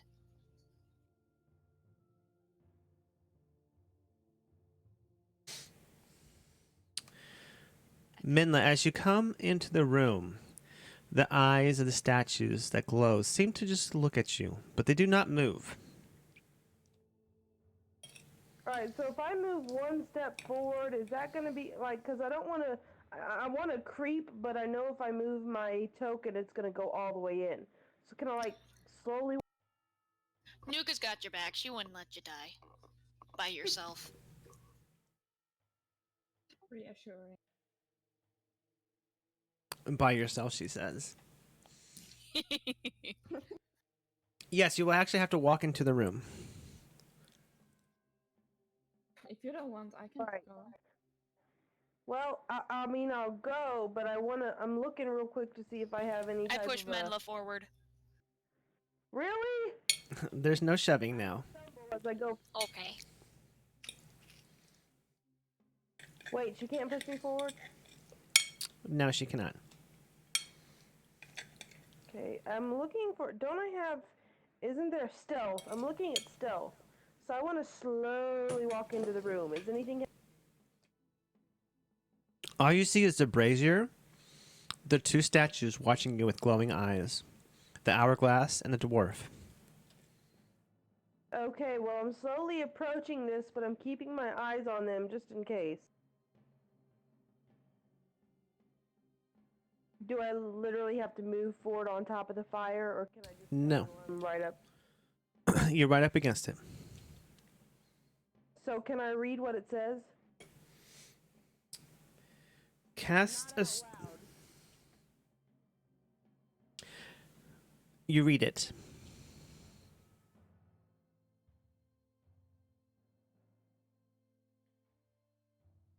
Okay, what do you want to do? What does it say? Oh, well, you said not out loud. Cast a stone in... Read it.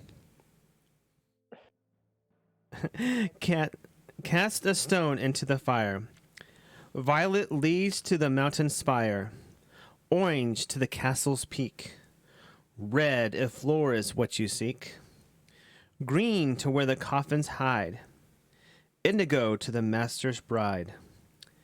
Blue to the ancient magic's womb. Yellow to the master's tomb.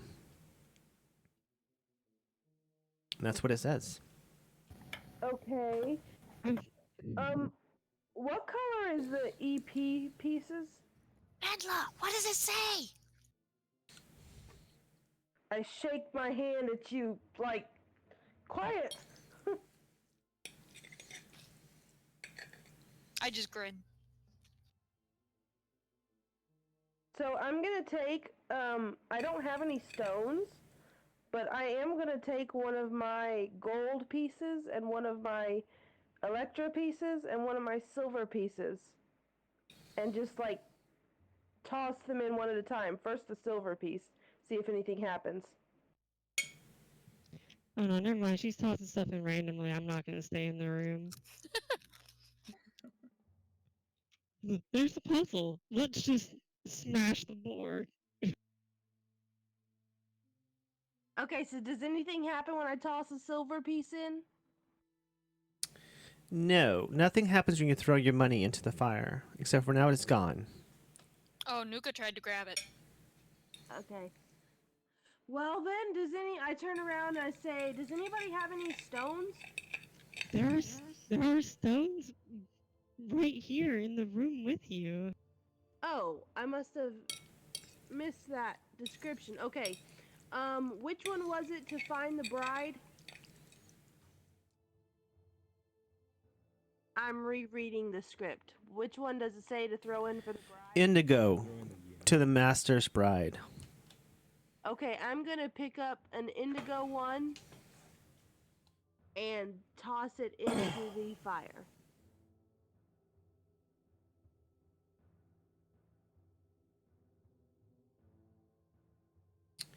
You touch the indigo one into the fire, and the fire turns to the indigo color to match. As you do so, the sand in the hourglass begins to seep through. Uh-oh. Nuka? Yes.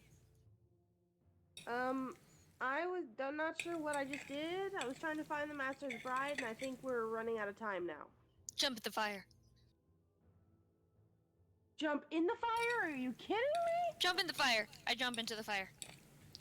All right, Nuka, you are gone. You are in.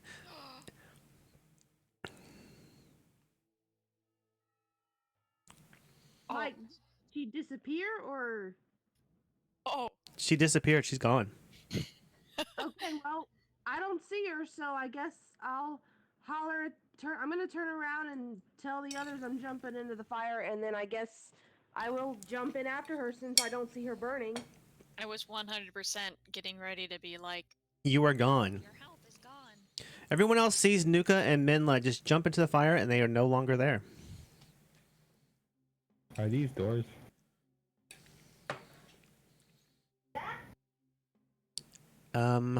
I think so. Let me double check that. Yes, they are doors. Hey, Nuka, where do you suppose we're at? Dead. If we were dead, I probably wouldn't be with you. So dead.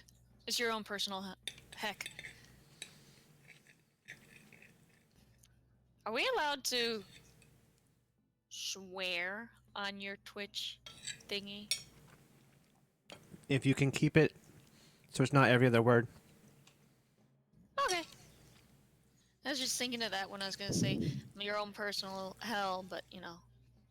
Yeah, are you but going to open those doors, Uda, or are we going to yeet ourselves into the fire? Yay, fire. I'm gonna open door number 1. while they're doing that, do we see anything over here? We're dead. Black. You just see black for right now. Okay, can I pull out my sword? I think that it is not our turn right now. You see a long staircase.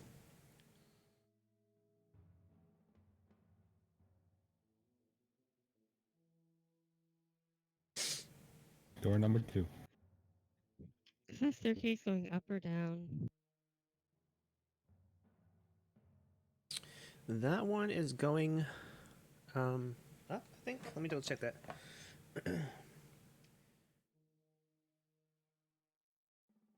They go up. On the first door, second door, the stairs are going up.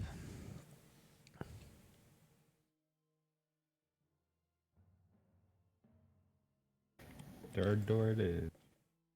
It's a spiral staircase leading down. Or up. Excuse me, hold on. 83. It goes up as well. What choices? Glowbar, jump into the fire. How about no? You see, I'm not stupid enough to do that. I'm like above unnamed people. Hey now, I just followed Nuka. You should can know ask. better. That was your mistake. You should know better than to follow Nuka by this point in time. Yeah, but see, Nuka didn't like burn up. So All right, so while the three of you are in Castle Ravenloft, deciding on which staircase or what to do with the flames, Minla and Nuka, you all of a sudden just appear in the middle of the abbey, standing next to the abbot in the stitched together bride. Oh, hi there. Oh wow. Okay. I wasn't expecting this to be the actual bride because he wanted another bride, but Hey, Abbott. We've come to take your bride to Strahd. Is that cool? Or no? He is shocked that you're all of a sudden just standing there by his dining table. Where did you come from? I told you, we've come to take your bride to Strahd. Out of thin air? Yes. well, yeah, it's called magic. Well, she is not ready for Strahd's presence yet. I am still training her. Are you sure? Because we literally just came here with magic. He sent us here to get her, so he must think she's ready. Ah, I see. Well, I say she is not ready. Well, I'm gonna go find some food. Nuka's gonna wander off in search of food. I'm just gonna follow her because I don't want her to get in any more trouble. Okay. What back at Castle Ravenloft? What is Globar, Uda, and Serena doing?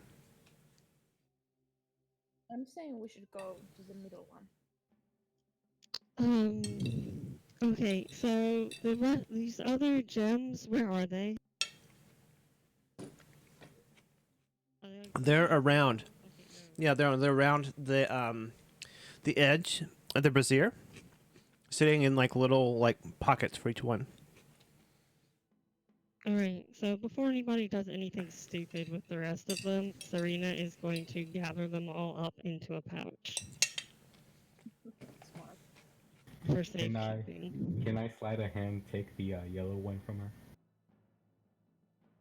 Roll for sleight of hand.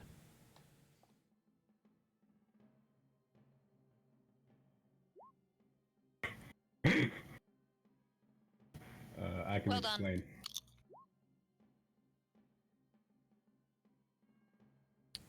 You fail.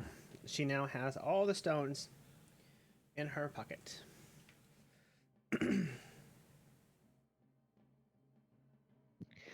Alright, so y'all want to go down some stairs or something?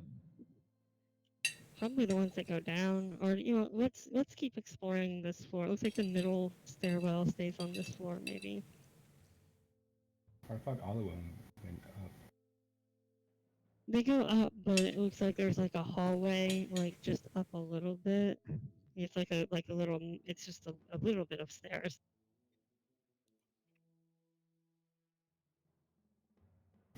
So then let's go.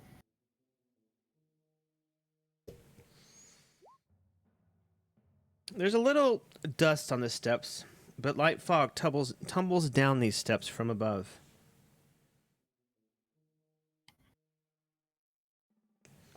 The tunnel itself is cut into pillar stone of Ravenloft itself. Its surface is slick, and its ceiling is barely 6 feet high. A lingering fog limits visibility to a few feet.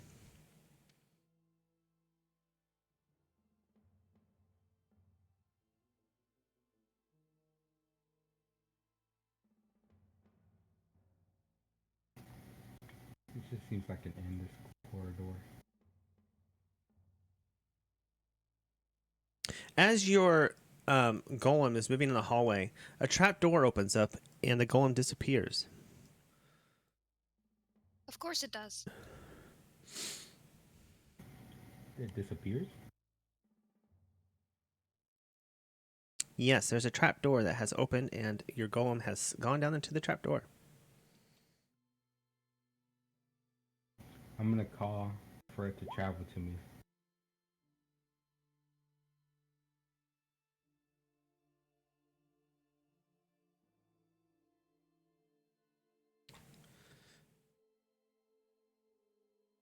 There's no way for it to get back up to you at this moment, from what you can tell.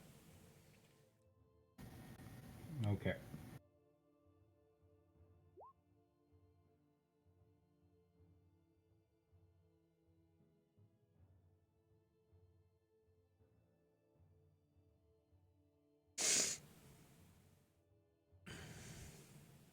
Is it like a mechanical trapdoor? Do we see like a hanging door opened up? Yes, there's a hole there with the green tea is.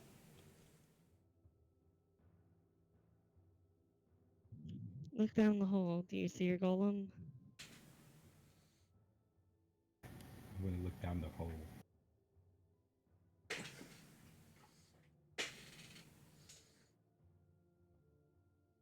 You look down the hole, and you can tell it's almost like a slide. It's extremely smooth, and it just goes into darkness further than you can see.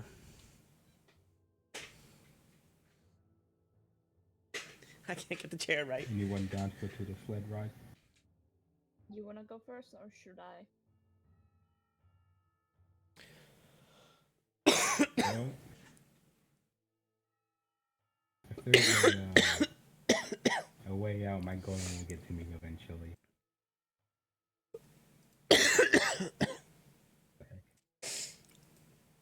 Oh shit.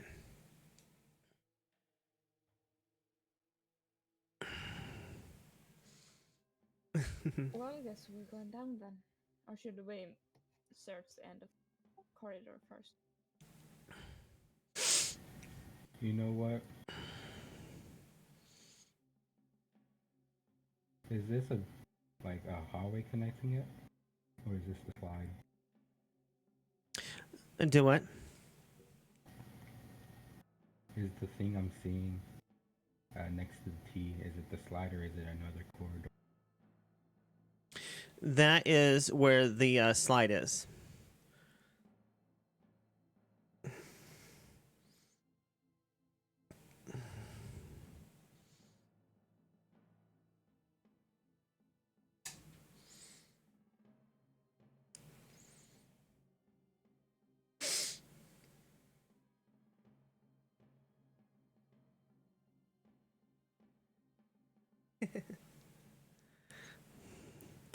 Okay, while they decide what they're going to do with the trap door, Minla and Nuka, what are you doing?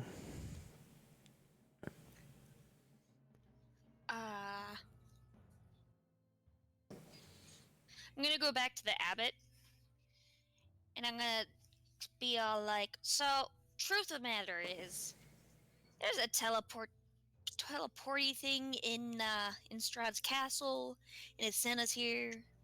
You wouldn't happen to know why it would do that, would you?" A teleporter, you say? This must be how Strahd gets around the land so quickly and so easily. He must have a teleporter set up. Tell me, was it by any chance a brazier with a fire in it? Yup. And did you touch this fire or walk into this fire by any chance? I yeeted myself through it.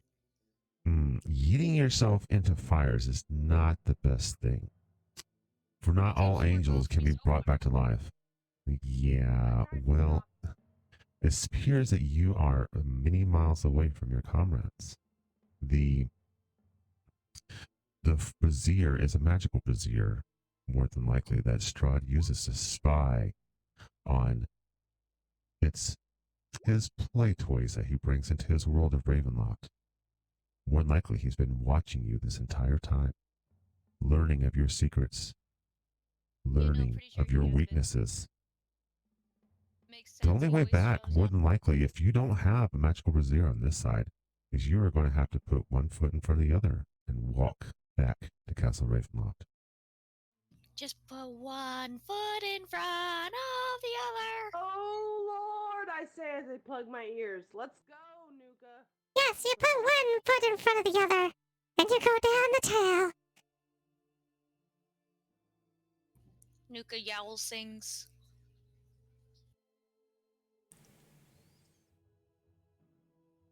So are we heading back then, Nuka? I feel like we should talk to the people who survived the fires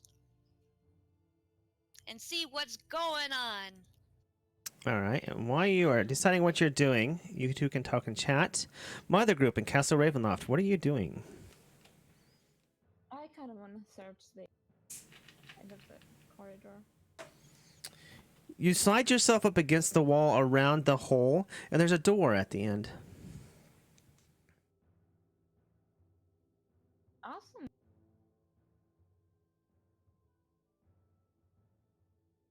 Well, if Uda or Sarina aren't gonna do anything, I'm open it.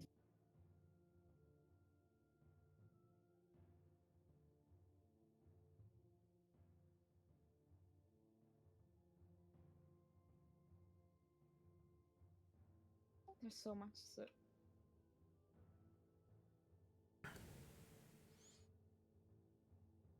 stuff to explore.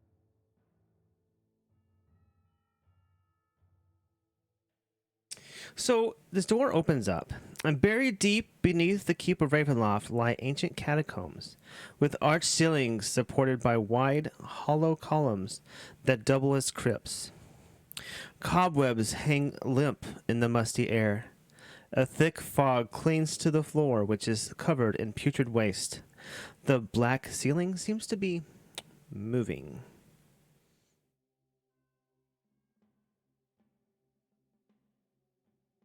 So about that trap door.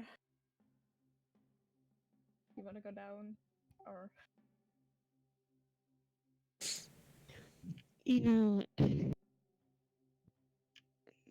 intentionally falling into the traps, like, sometimes can be beneficial, but Hey, honey, I wonder if, like, can you if we go upstairs knew and where get it was me a gonna cup? take us, I guess we could go downstairs. When you walk into the kitchen, is the first kind of turn left, and if there's not one there, it would be the top of the dishwasher. I'm sorry.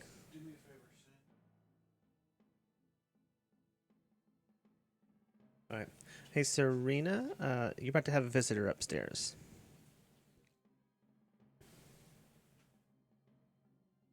Okay, so what are we doing? Buddha doesn't mind falling down the trapdoor, but if nobody's following him, he ain't doing it. well, sorry, not so okay with it. Guess we're going down. I guess that's the plan then.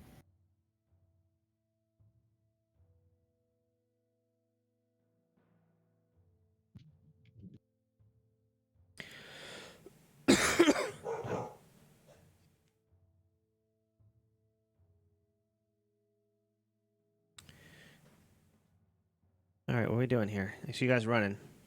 Uda's going back. Thank you, honey. My honey bunny.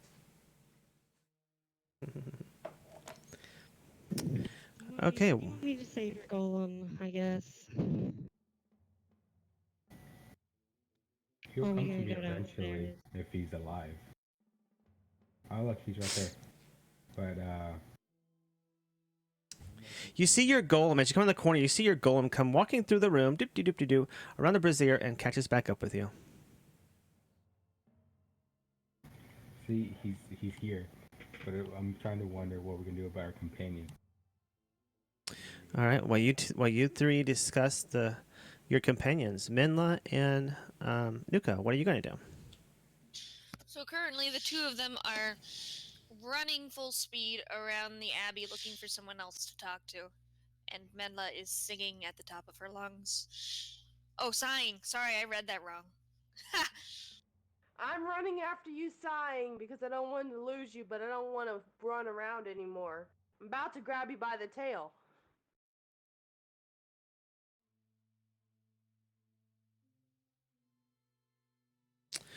All right, at this point, I need you to decide whether or not you're going to try to catch back up with your companions at Castle Ravenloft, or are you going to stay at the Abbey for the evening?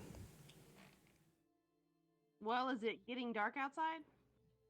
There's no one else in the abbey aside from the bride and the abbot. There is a marionette upstairs playing music. I go to talk to him. I'm going with you, as usual. He sees you coming up the stairs. Ah, back again, I see. I don't know who you are, dude. I never met you. I'm sorry, I must have mistaken you to someone else. Is there something I can help you with in what you're doing here? I don't Nuka's- suppose you know if there's like a magic brazier around here we can walk through? A magic brazier, that's so crazy. I've never heard of such a thing. The only person who would have a magic brazier would be someone... Oh, maybe Strahd would have that. But no, a mere music player like myself would not own a magic brazier of all things. For I'd like to play music.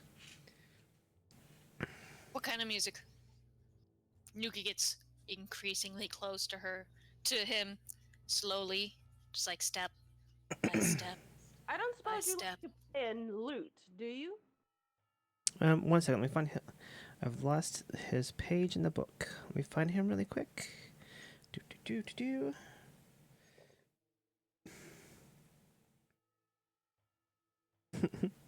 I'm sorry, the chapter in my book has disappeared. There it is.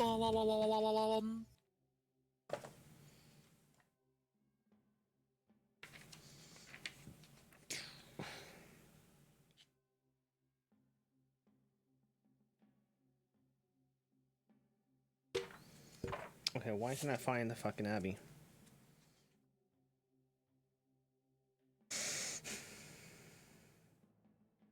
There it is, 147. Let's read the number.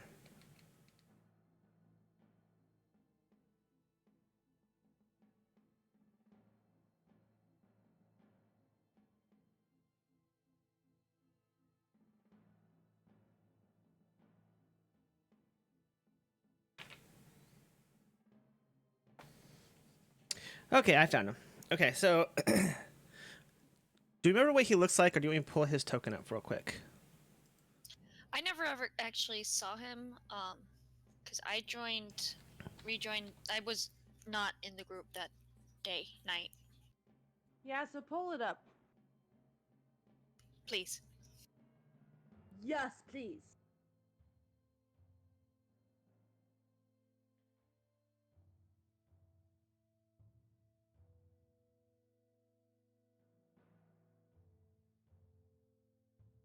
Whoa! He's just zooming across the map. Yeah. Can't see him. Can you see him if I put him there? Okay. I see him now. All right, that's what he looks like. You could just keep getting closer and closer and closer. Sure, let me play you. Go ahead. I want to see if he'll play this magic lute without telling him it's magic. Okay, he takes the lute and he looks it over. It's a very interesting lute. Which lute was it you gave him? The DOS lute, the one I'm not proficient in. Okay. And he begins to play it, and you listen to a melody. All right, back at Castle Ravenloft, what are we doing?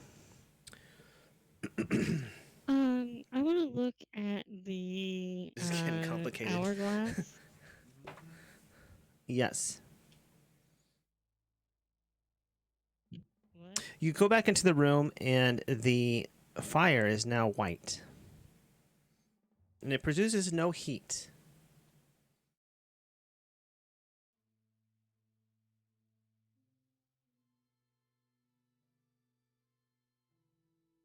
And what does the hourglass look like? It seems that their sand has reset itself. All right, and can you read the inscription to me? Or I'm going to read the inscription.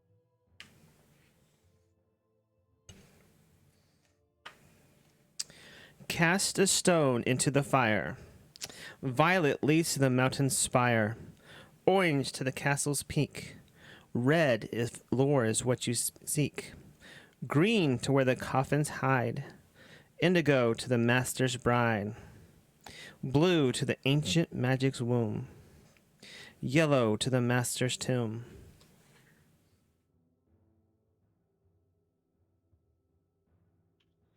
Oh, let's see here. Violet to the mountain spire, orange to the castle's peak, green to coffins, blue to ancient magic's wombs, yellow to master's tomb. I missed one. Which one am I missing? Indigo is the master's bride.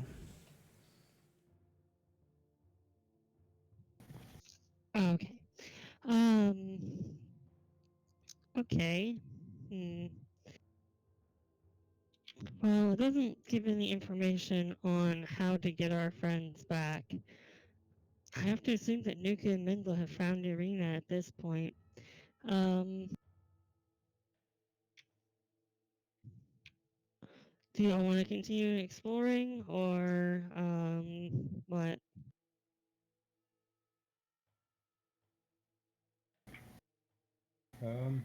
So yellow is where Strahd's at, correct?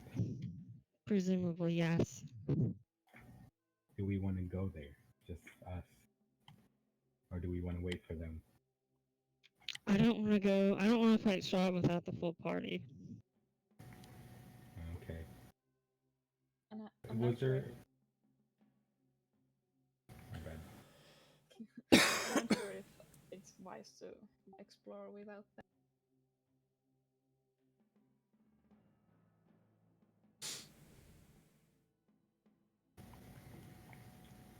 Hmm. There's no. Can I do like an Arcana check on this brazier to see if there's a way to bring someone back who went through it? Yes, you may. Smart. Uda, you do the Arcana check and I'll assist you. Okay.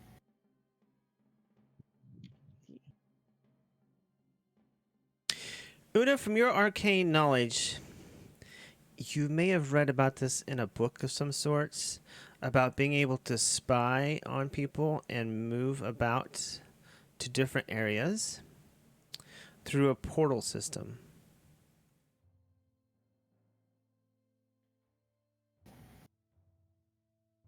I'm gonna relay this message to Cyrene and Globar.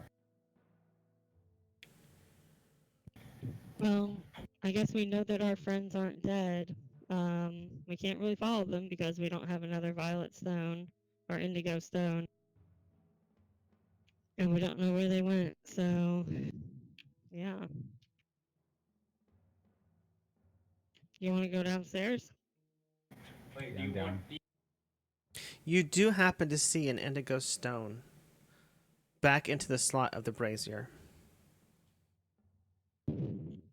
Okay. You don't want to just go wherever they went so we can get everybody together? Because it's really frustrating not being together. Yeah, let's do that. Yeah, sure. Big question. Ooh. Nuka, are we already leaving? No, we're listening to the guy play his lute. All right, Serena, you take the indigo stone and you put it into the fire. And as you do so, you see into the flames, as it changes colors, you see the back of Nuka and Minla's head. They're listening to a gentleman with two heads playing music. Nuka and Minla, you feel like this magical presence behind you, and you turn and you can see Serena looking at you through what appears to be maybe a magical portal of sorts. I grab the dude, throw him through the portal. All right, give me a strength check. Can I help you with that, Nuka? Are you saying you are assisting me? I am assisting you. All right, you grab the guy by the collar. What are you doing accosting me like this? I shall have your heads. And you pull him through the portal with you. Not that I'm much help. No, you assisting me lets me do it with advantage. Or something. You appear back in the brazier room. Standing around you is Serena and Globar and Uda and the other companions. This individual that you had just grabbed a hold of and pulled through the portal with you. What? Where are we and why have you done this to me? Was this a trickery? Is that why you gave me this musical instrument to play? No, and you can go back if you want to after you help us. A moment, sir. Before you depart and before you decide that my friends have mistreated you, they have mistreated you, but we need you. We have been told to seek you out by a Vistani wise woman, as you may be integral to our plan to defeat Strahd. Defeat Strahd.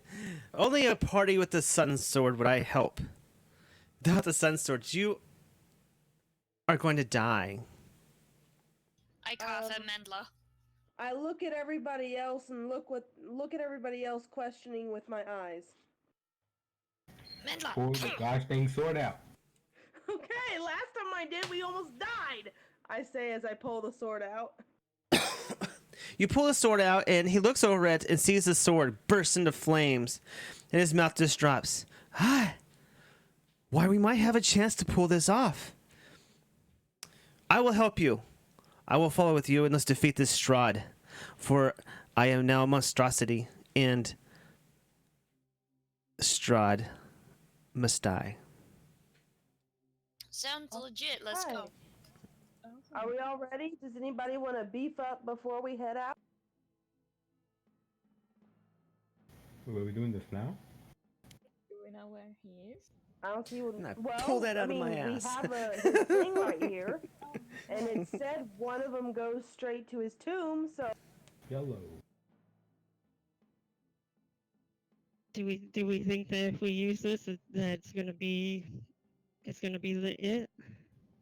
Let's just try 'Cause it. we- I'm just saying because if it is gonna be the fight with Strahd, then we want to make sure that we are completely buffed up before we go. Nuka, you now have control of the guy's token. Oh, oh boy.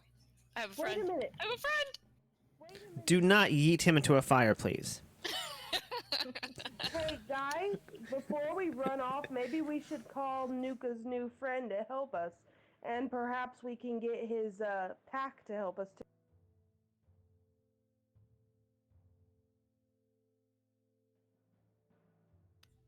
Yay, friends. And where is his pack? How are we going to call for him? Well, is there any way we can use the fire?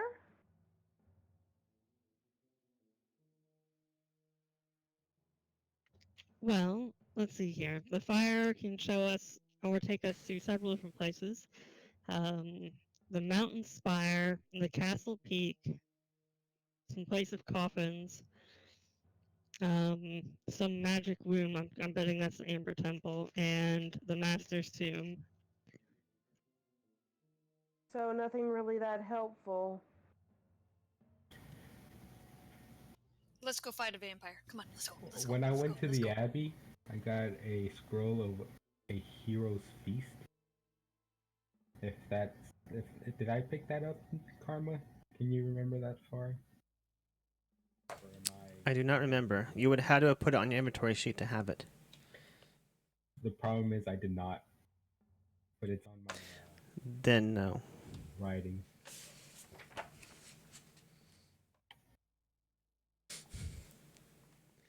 No, you do not seem to have it. Then I'm gonna cast magic weapon on Nuka's Select. Select I can't find the dude's stats. Fuck.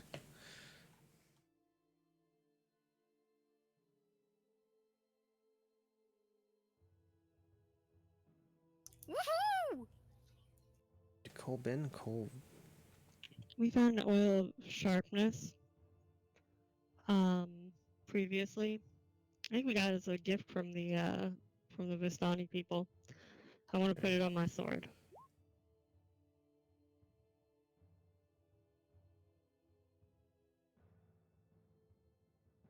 Would now be the time to drink the potion of heroism.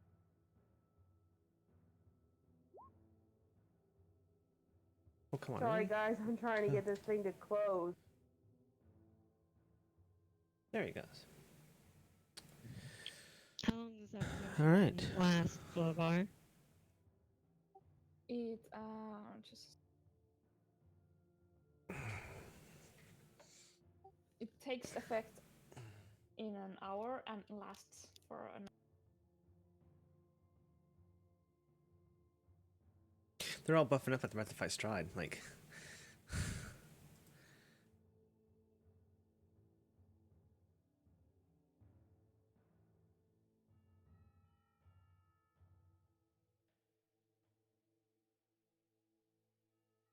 Yeah, I would say go for it. I mean, I guess we're presuming that we're going to go in here and fight the big baddies, so. Yeah.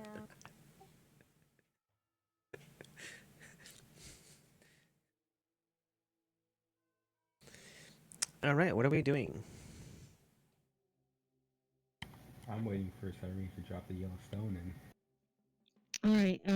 If we're all done buffing each other up, then yeah, I guess let's put the yellow stone into the brazier. I'm gonna pull out my pipes of haunting as we go through, along with my.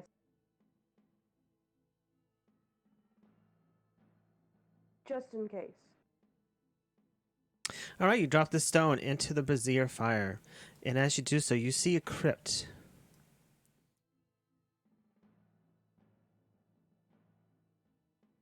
Cut out. I didn't hear. You see a crypt through the flames. I'll go last. I'll go first. Right. Let's just all go through. Yeah, but I don't want to die this time.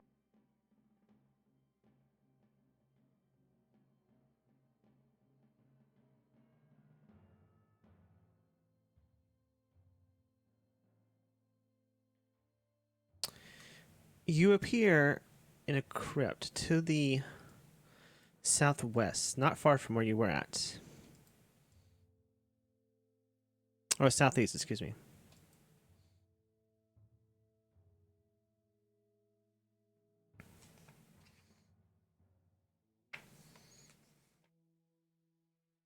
You're all going to die down here. Did you find your tokens?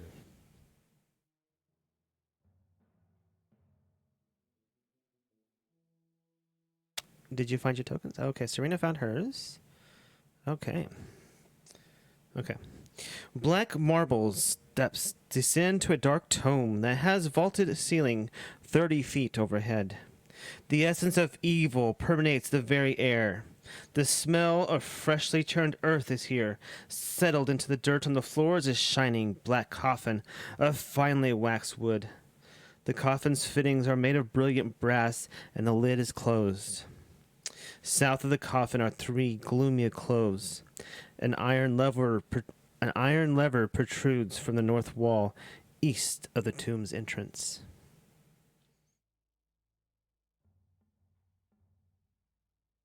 Doom. Does anybody have any like thing that we can like? I don't know. Can any of y'all detect good or evil or anything, and so we can confirm that like the devil is in this coffin? Or I have holy Ed water. might be able to. Uh, I can splash it with holy water. I can sense. Wait a second.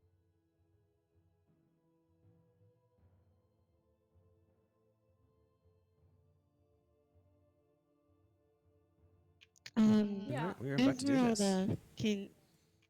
Oh no, you go ahead. You go ahead. I have divine sense.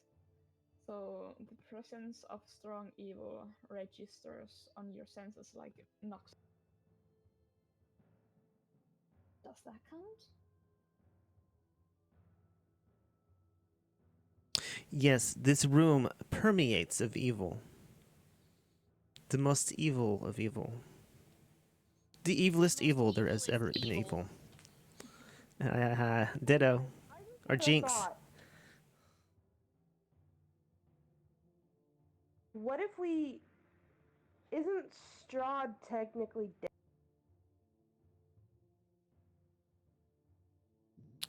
He is undead. He is a vampire. Not quite the same.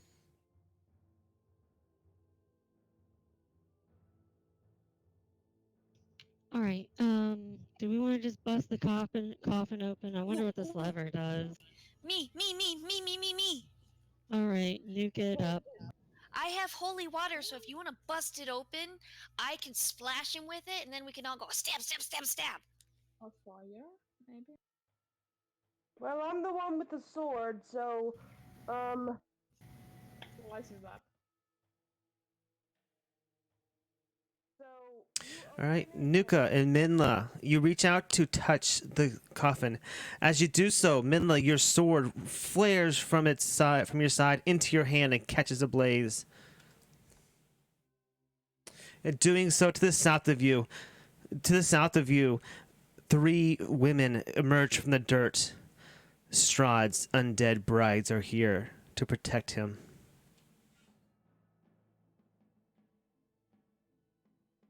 Fight time.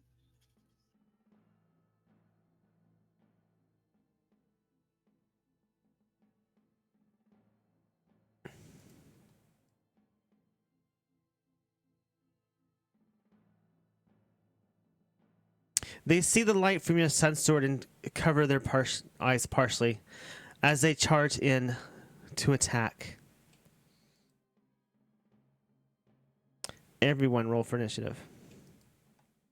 Do I roll for my friend too?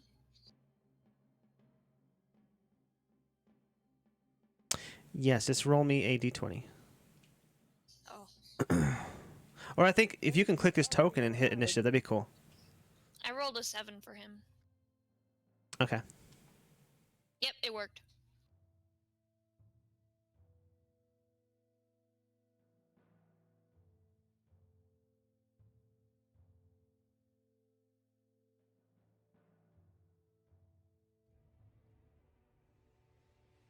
I don't know that it matters. And but it this... means-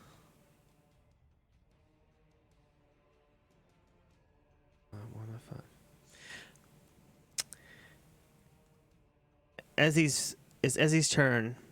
It's her turn. She begins. She just outslides like, well, we're in it now. What does she do? All right.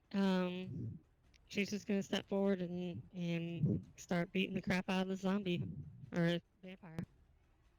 Okay.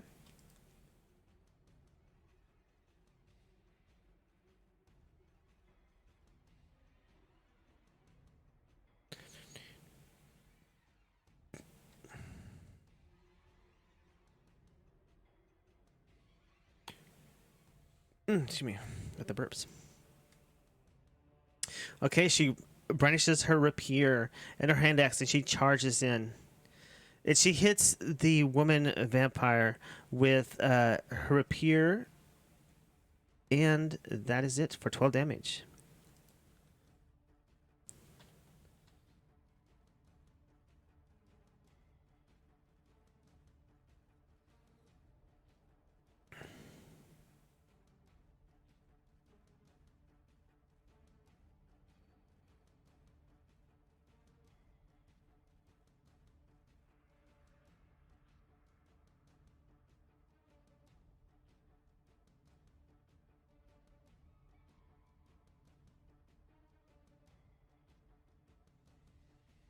Okay, as they charge out of their crypts, the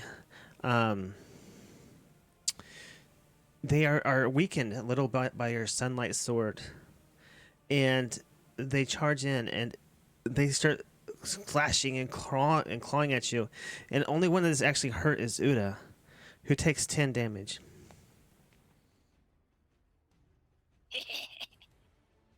Serena, it's your go. All right. Serena is going to scramble over here and then attack the one that she's flanking with Esmeralda. Okay, are you going to stand on top of the coffin? I mean, the coffin's kind of taking up a weird space here, I guess. Okay. No, I don't really want to stand on top of a coffin. Can I stand in the space here that's... There's more open space in this space than there is coffin. Could I stand in the square and not be on this coffin? Yes, I was just on a coffin or not. All right. All right. So choppy chop time. Okay, do I? That's her first attack. And she's hitting the vampire? Let's see. 23 is a hit. She has advantage. So let's see if I correct. Okay, yeah, we'll take the 23. You do 15 slashing damage. All right, and our second attack.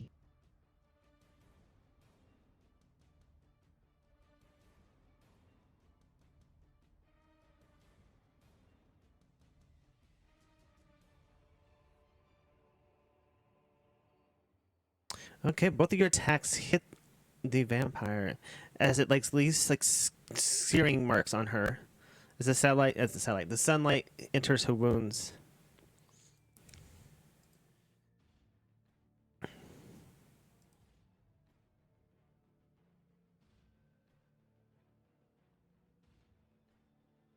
Globe Archer, go.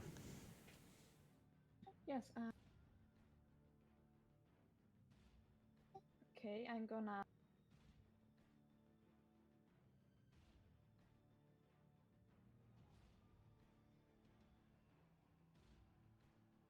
cast hunt. I just realized last time I had the wrong overlay on.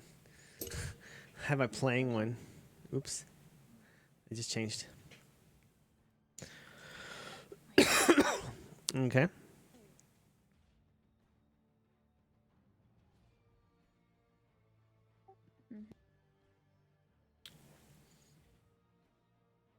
It says, until the spell ends, you deal extra 1d6 damage to the target. Okay, which one are you casting it on? This one.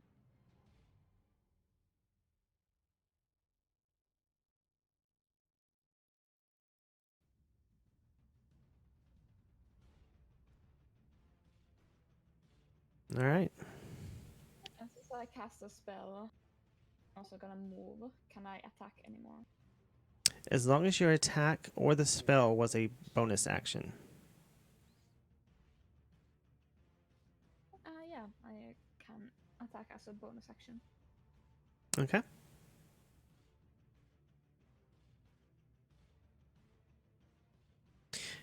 And you miss with your blood spear.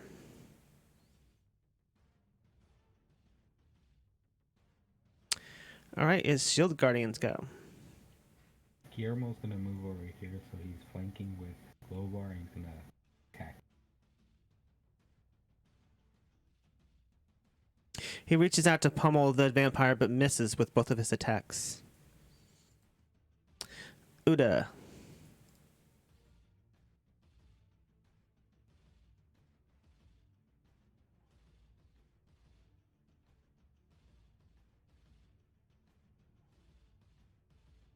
Uda, you go. There you go. Lightning bolt. I guess you're gonna go straight across from you, across both the vampires, let's assume. My mic was muted, yeah. I'm gonna straight across both vampires.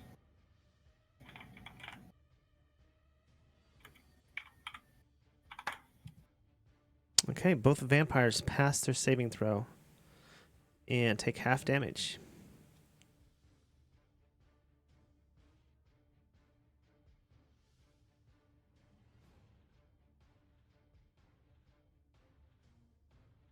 Nuka, it's your go. Okay, let's see.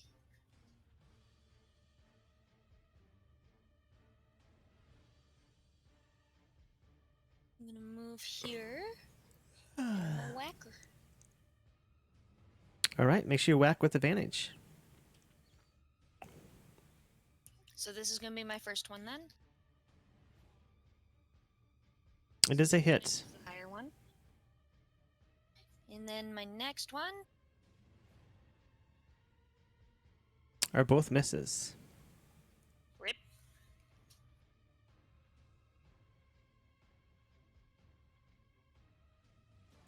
All right. Our little dude, what are you going to do? I don't know anything about him or what he can do. Does he have proficiency with the loot? Let's see. His actions are he can make 2 attacks, one with his bite and one with his claw.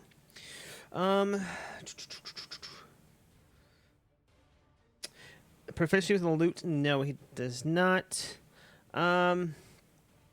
He is 2-headed, so he has advantage on all perception checks and on any kind of saving throw versus being blind, charmed, deafened, frightened, stunned, or unconscious.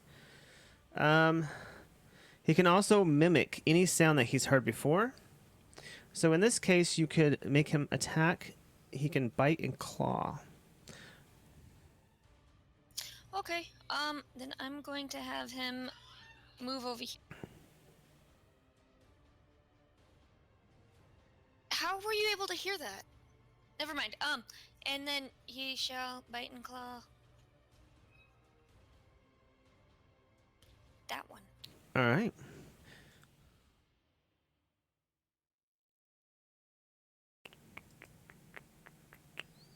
What's his AC? 11 and 26. Do I make him attack or do you? 1 second. Let's see. Attack of 7. So as he moves across to the other side, the vampire he passes by, moves a square next to, takes an advantage attack on him, but misses. Oh. The his attack, you're gonna roll me, and you might want to write this down. Oh, 1d20 plus 3. Okay, 1 second. What's his name? You've never asked him his name. Oh, Right now he's known as the dude. it's actually what I just put in. Okay, so 1d20 plus 3. Yes, that is his 2 hit. His damage is going to be one with his bite and one with his claw. For each one, his bite and his claw, you roll a 1d4 plus 1. That's pretty simple. Just remember that, okay?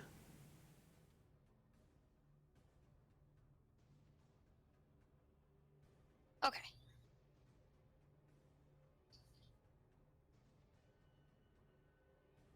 So that was his first attack. A miss. Okay, it's a miss. The second one is a hit. It's a critical hit with his claw. What is his damage?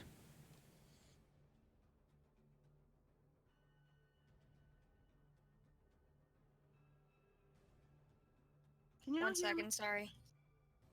No problem. It's 1d4 plus 1. Yes, I hear you, Minla. All right, sorry, I got disconnected for some reason. It's no problem. You reach out and he grabs a hold of the vampire's arm with his claw, and he gives her arm a deep gashing wound, and does 10 damage. Whoop whoop.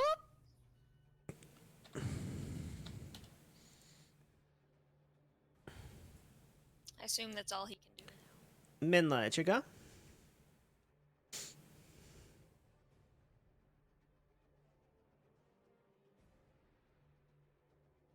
Oop.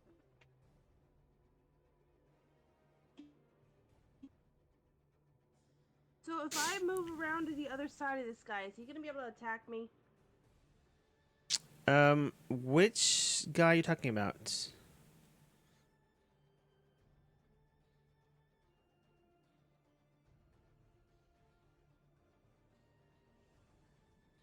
Cause I want to move right here.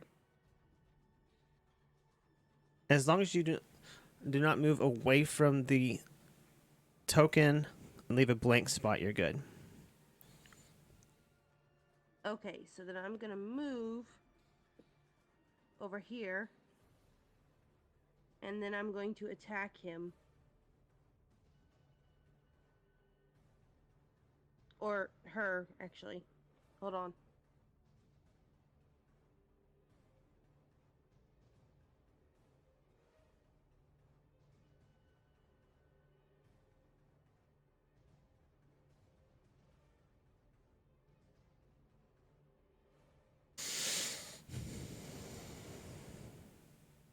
Sorry guys, my computer's messing up. Give me a sec.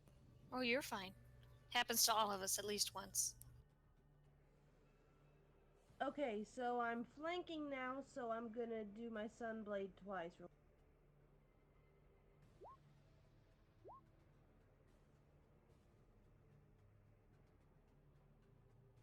right, your Sunblade's a critical hit. It does all the damage. 3, 4, 8, 16 damage. Okay, now I'm gonna do it again.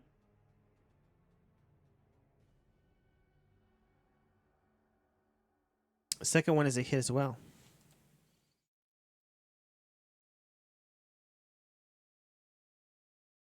For 19. No. What's this going on here? Okay, 19 damage.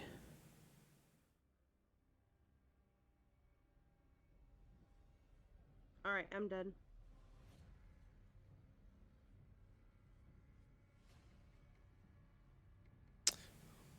Ezzy, it's your go.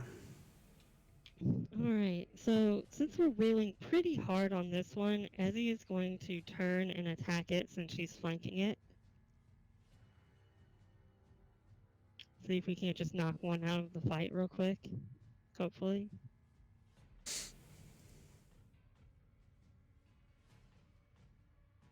Oh, make an advantage because you have attack advantage. She turns about and she hits the vampire with her rapier and her hand axe, slaying her. And as she falls to the ground, she screams in agony and in pain as she begins to glow and explodes with sunlight. Woohoo! Yeah. And as the sunlight begins to fade and your eyes come back into focus, you hear a loud crash as the coffin behind Serena, the lid just flies off of it. Enough. Time for you all to die. You have entered my castle. Prepare to be my next feast.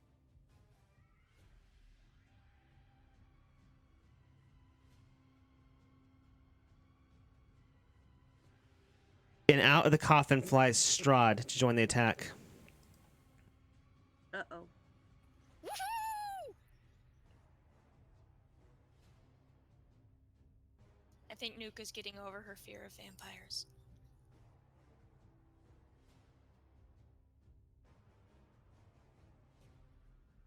As he does so, it surprises you all. Serena, he's going to grapple you and he's going to attack you and basically like impale his arm into your shoulder, his hand into your shoulder. You are going to take 1 second. Uh-oh, that doesn't sound good. Yeah, I know, right?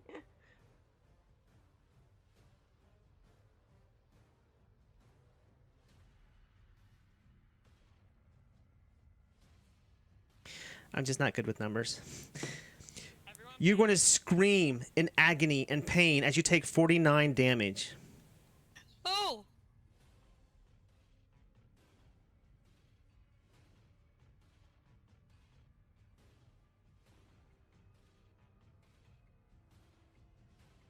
Uda, the vampire next to you is going to take this advantage of an attack. It's going to scratch you and hit you for 15 damage. When I divide that by half, do I round up or down? You can round down in this situation.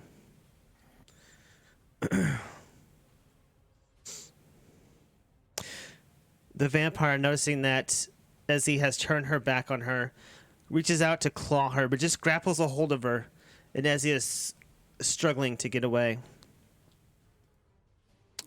Serena, it's your go. Alright, let's see here. Serena is going to...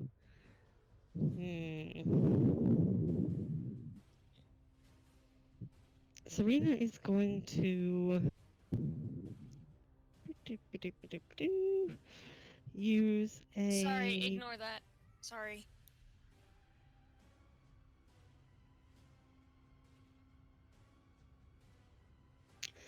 Serena is going to use a bonus action to Misty Step. Okay.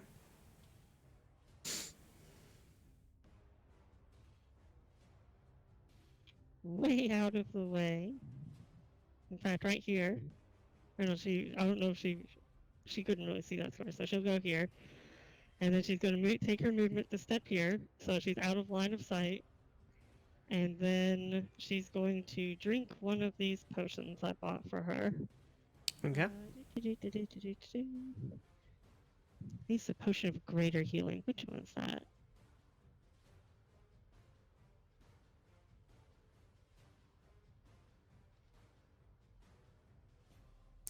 Yes. 44 plus Strahd 4. has been unleashed.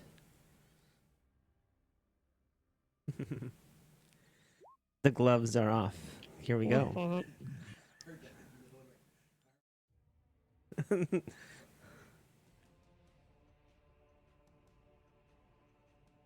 And that'll be Serena's turn. Globar, it's your go. Yeah. Okay, since I'm flanking this guy, I'm gonna roll. That's my first attack. Okay, and both of your attacks miss. And it's gonna be my Actually, roll them again. That's fine. Because of the sunlight sword, you all have advantage on your rolls if you're within the ring of sunlight.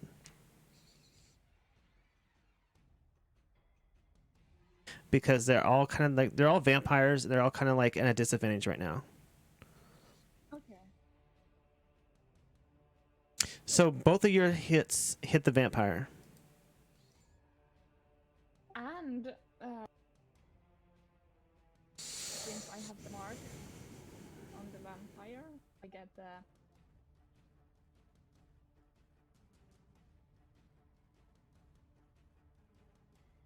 1d6 extra 1d6 damage.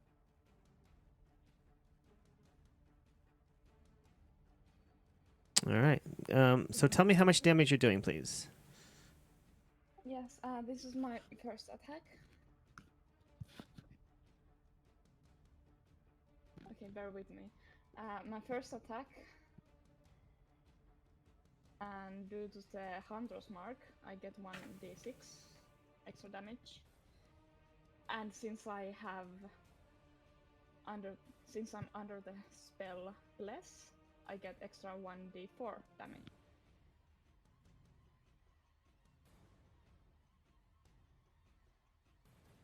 I hope I'm doing this right. You are.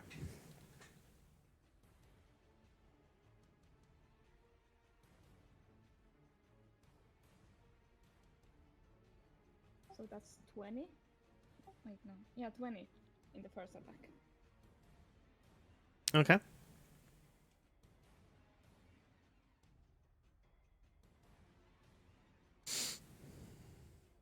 And what is your second attack? Basically the same thing. All right. You gotta roll your 1d6 and all that good stuff.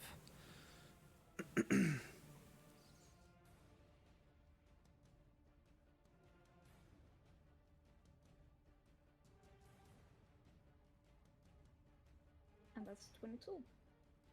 Okay.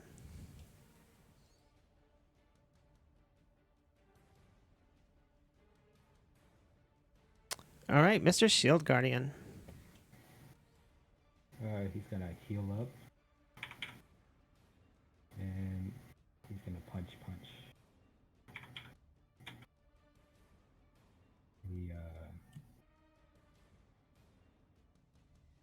He goes into punch and he does 18 damage to the vampire, punching with both his fists. The vampire looks very, very badly hurt. Uda, it's your go.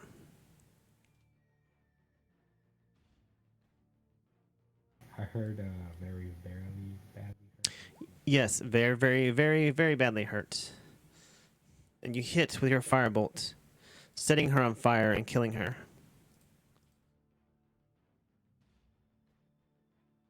Nuka, it's your go. Okay. Oh man.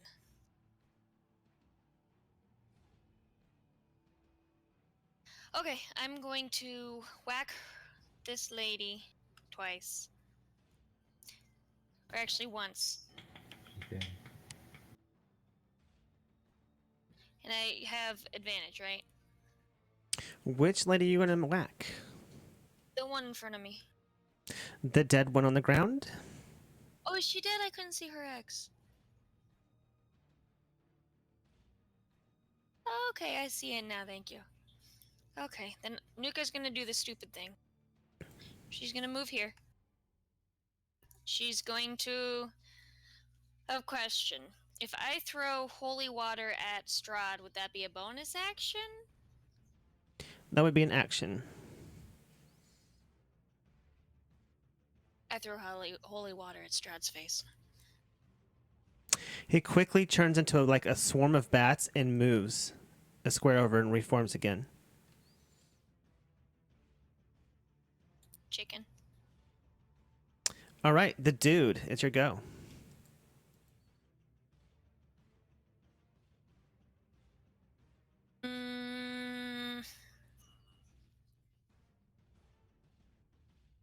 I don't like what I see here. Okay, so he is going to... So literally all he can do right now is bite and claw. There's nothing else he can do, like attack-wise. That's correct. He is going to disengage. Yes. Strahd is like a legendary creature. He's He's gonna not hide gonna over fall here. for it. He's just like fucking just gonna Wait, sidestep when that did shit. Strahd move? It's a reaction to me throwing something at him. Oh, okay. That's gonna be the end of the dude's turn. All right, Minla, it's your go. I'm about to throw a fireball. Okay, It's I gonna be am fun. prepared. I am going to take a step forward towards Strahd. And I am going to say to him, your reign of terror is over? You will not find us so easy to defeat this time. And then I am going to cast, hopefully this works. I don't know if it will or not. Blindness and fuck him up. deafness at him. And I'm going to do it at a higher level, and since I can see the other bride lady, I'm going to add her to the list. All right. I think that means I need to cast it at level 3, so.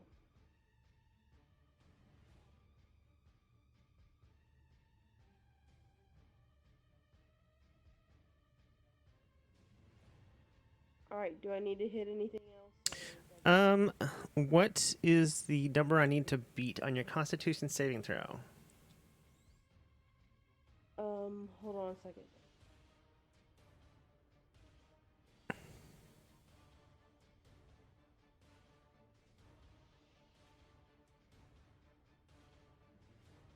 $23. No, you don't roll a Constitution saving throw. What is the number I need to roll? Oh, I guess 17, above 17? Would that be Okay. that's my const- No. Alright, I'm confused then, sorry.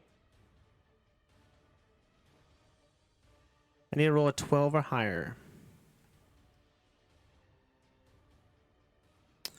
Strahd seems to be unaffected by your spell. But the vampire seems to be to the south of you, seems to be struggling, like all of a sudden she can't see. Yes! I'll give her one. Okay, She's now ninja. oh, Ezzy, it's your go.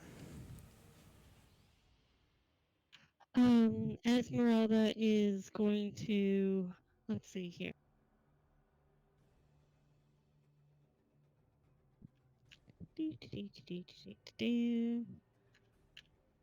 She is going to continue killing the vampire that's next to her just so that we can get this thing out of the way, Okay. which she should still have advantage on, I guess, because sunlight and it's blind as well. So Yeah. Like, really struggle. She starts hacking and slashing at the vampire to the south of her. She does 17, 15, 23 damage.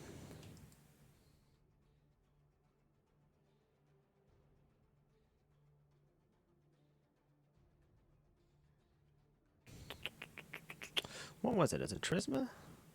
Constitution. Constitution. The vampire spawn fails her Constitution saving throw. She still cannot seem to see right now.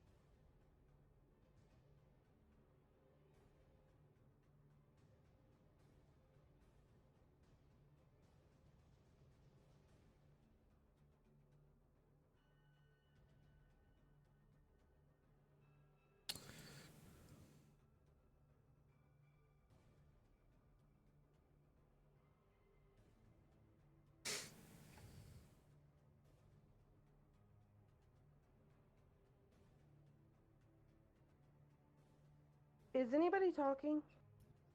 No, I was setting up his attack. So Strahd steps back. He smiles at you all.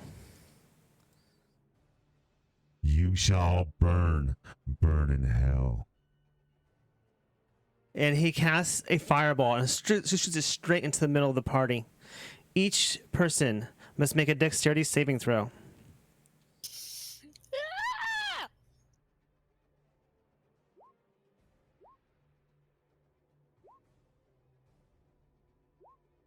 What would it be for the dude? You must roll an 18 or higher.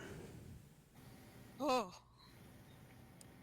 What does my golem have to do?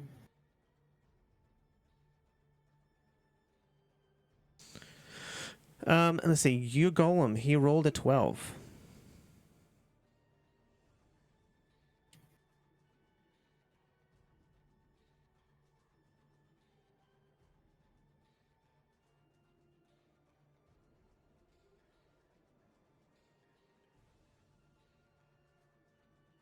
Why did it roll initiative for? I don't know why you did that. I'll make it back to 14. All right. If you failed your saving throw, you must take 35 damage. If you pass, you take half of that, round down. What's our target number? An 18. Can The I still dude take, needs to do saving throws. Your dude failed. do I still I take mean, half if my golem takes the other half for me? Yes, your golem can use. You can use your golem's hit point thingy.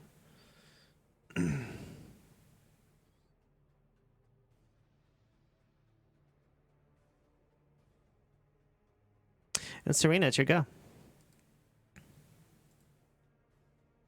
All right, well, Serena is not in very good shape here.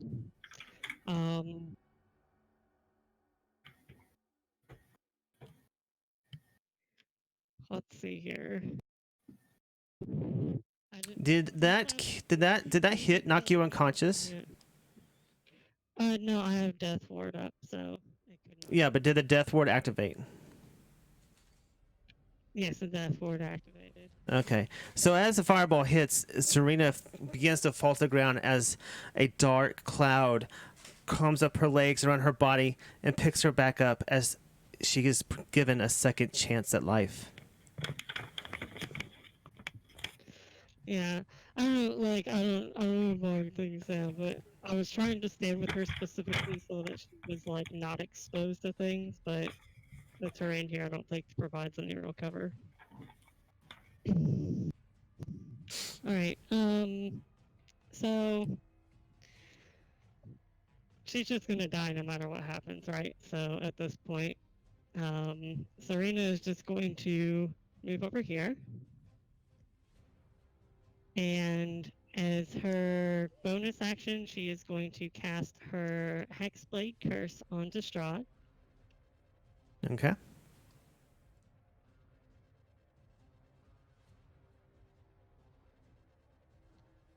So this actually is going to change her attack rating with this. Yeah, and then she's going to shoot some Eldritch Blasts at Strahd, I guess. All right. Okay. Let's do it.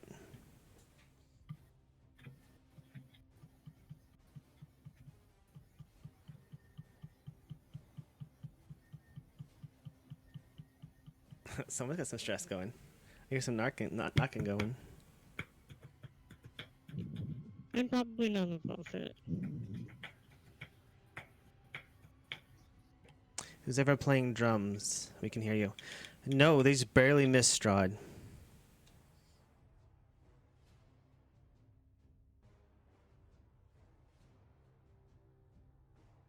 Glowbar, it's your go. Yes.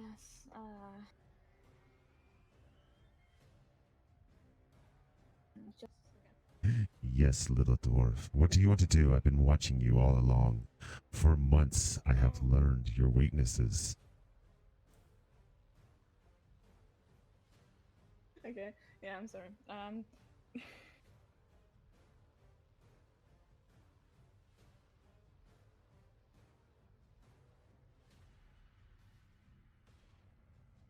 just thinking if I should heal myself. I'm not sure. Okay, I'm gonna heal myself using Lay on Hands, Okay. getting 20 hit points.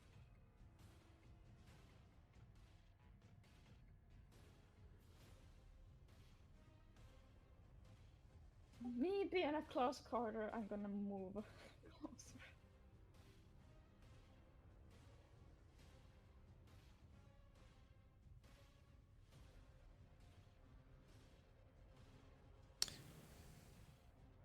Oh, and also, as the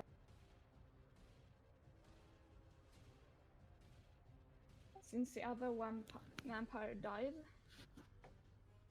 I can chase a hunter's mark to another person as a bonus action. Okay. I assume you want to put on Strahd.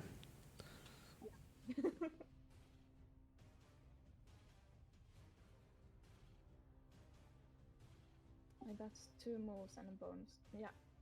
Okay. Mr. Shield Guardian. Mr. Shield Guardian's gonna go over here, and he's actually going to use the spell that's stored up in him. The lightning bolt. Is that the same? Is he gonna roll for the same wisdom saving throw? It's really hard to understand what you're saying. I stored a spell into him 2 weeks ago. Last time I played, I remember this. and So do I'm I. gonna use it on him, Okay. Okay. which makes a lightning bolt. But I don't know if he's gonna get if it's gonna be the same spell saving DC from me or from the golem.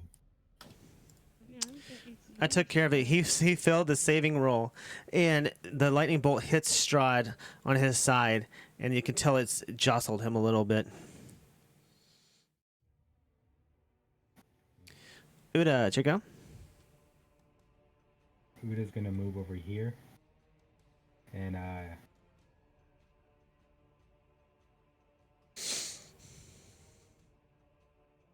do this again. Okay.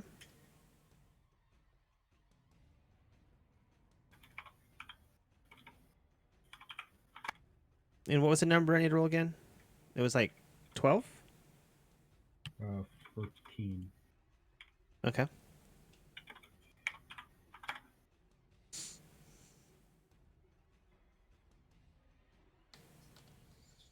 By the way, Globar, due to an evocation spell, Globar is safe from this.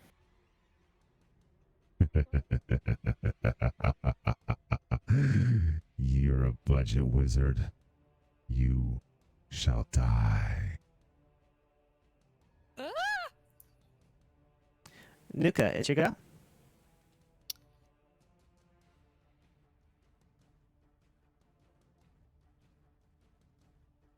I'm charging. And I'm whacking. Better whack him hard. Whack-a-mole. It's a hit. And a hit. Both of them are. I whacked him hard. 26, 9, 10, 30. Okay. Minus 30. Stinky, stinky kitty. I have some kitty chow to make later. Min, let you go.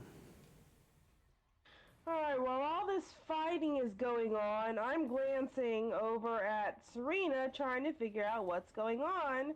And I think I finally realized that she's turned into something that we do not. So, I am going to run at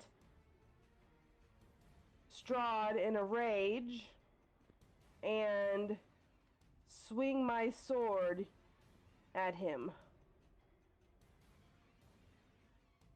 Okay.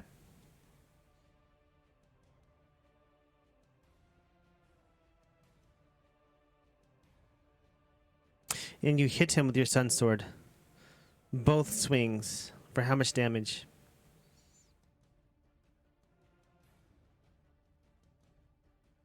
For 18 damage.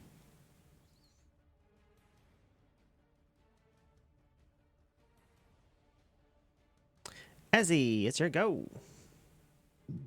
All right, well, Esmeralda really wants to finish off this other vampire so we don't have a bunch of extra damage floating around. So she is going to stab it with advantage since it's still blinded.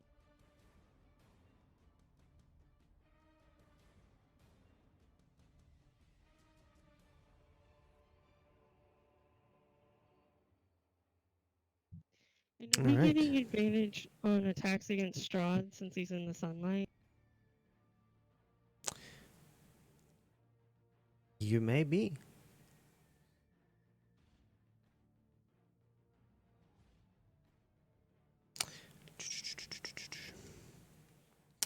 All right, let's see. So Izzy attacks. He attacks the vampire, or she attacks the vampire to the south.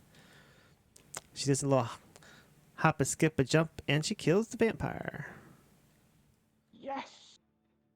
All right, and then as her move action, she's going to come up here and flank Strahd along with Globar there. Okay.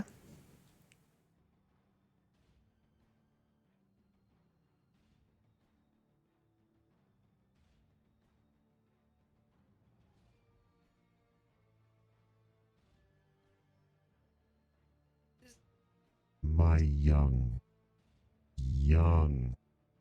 adventures.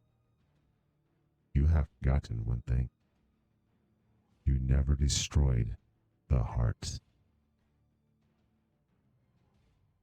And as he says that, his necklace on his chest is a symbol of his heart, begins to glow red and swirls about him as it seems to be restoring life to him. And he turns into a swarm of vampires, vampire bats, and just flies across the room and re-emerges on the other side. What did we forget to destroy? His heart. Are you saying the necklace is his heart? No, I think something else is.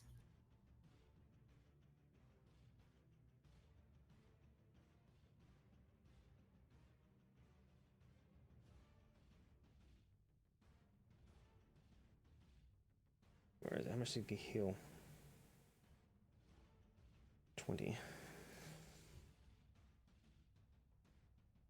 Okay, so I'm really confused right now. Serena, it's your go.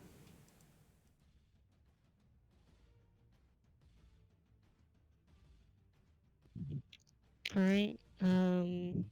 Serena is going to move down here, but as she's running across, she is going to hit him with some Eldritch Blast.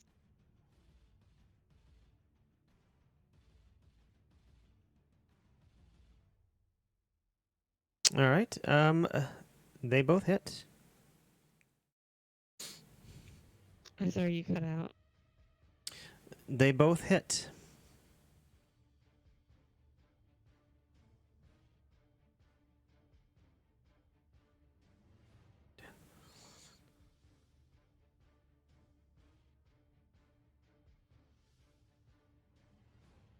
All right, Globar, it's your go. Yeah,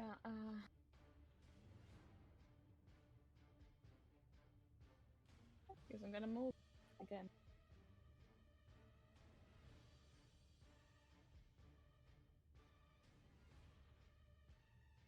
Right here. Okay. Also, I have a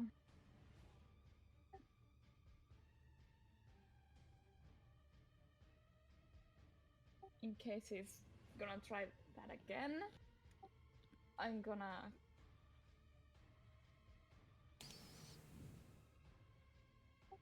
do a relentless avenger.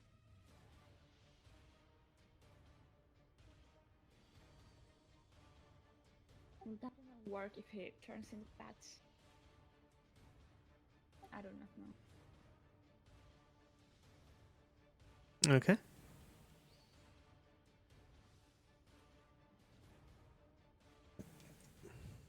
Then I'm a attack.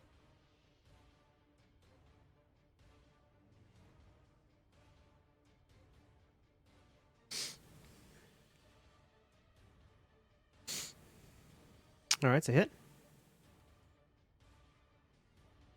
A hit or miss. That is a hit. Okay.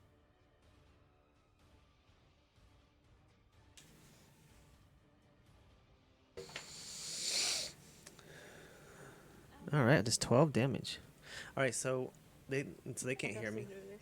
So they cannot hear me, but basically they have like all the items, the holy symbol, the Ravenloft, all the stuff that could really hurt Strahd, and they're just walking around whacking him. So Strahd is just going to play with his little mice. Do I? Yeah. Yes, they have the Idol of Ravenloft, his book. They could burn his book. There was a heart that they were supposed to do, but they just bypassed that. One more time. Yeah. I forgot already. They spent months collecting these magical items in.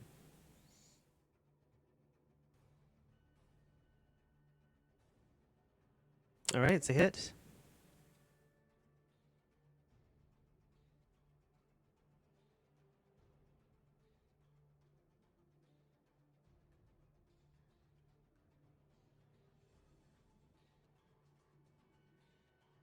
Yeah, basically. All right, you're gonna have to tell me what your damage is.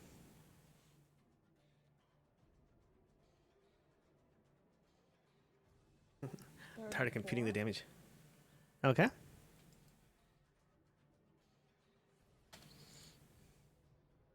Shield Guardian, it's your go.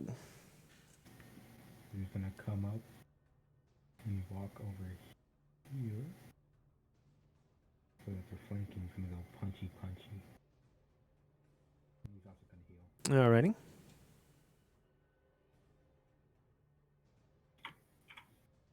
I haven't even used his attacks yet. I've been basically just fucking with them. There was.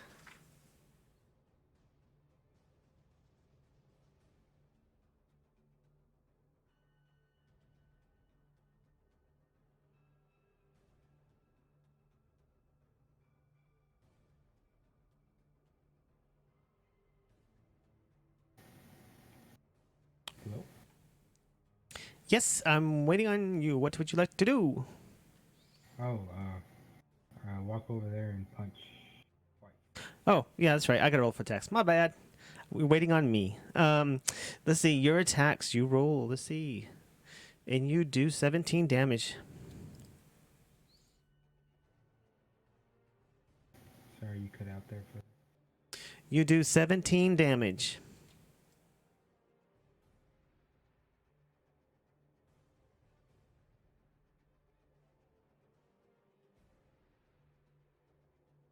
Uda, it's your go.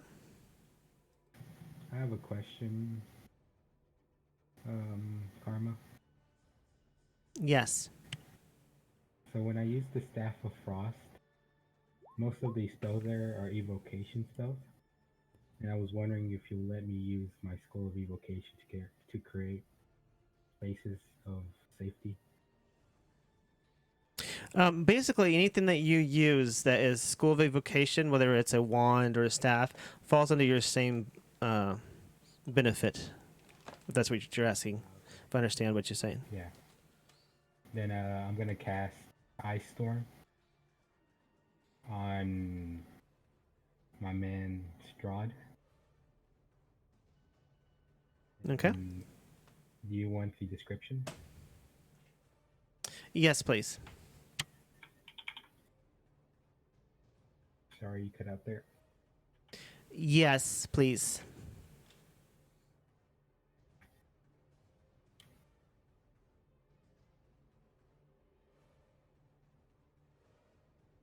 Okay, and where are you going to cast this?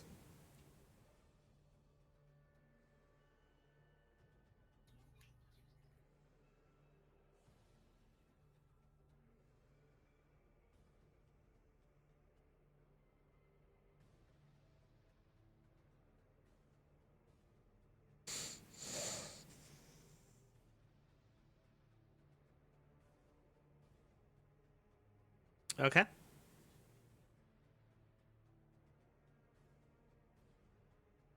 So roll for the 4d6, or whichever damage you're doing.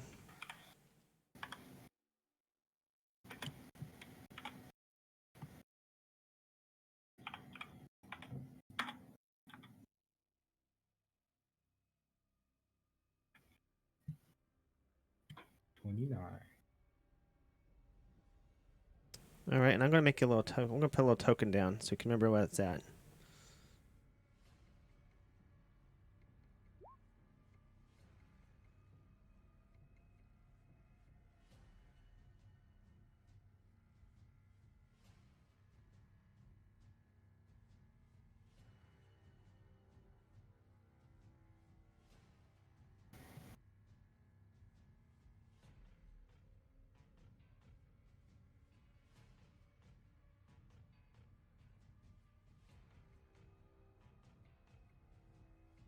Is there a different blue? Yes.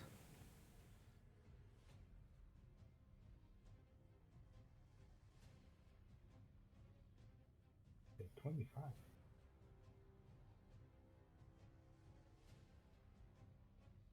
There it is. All right.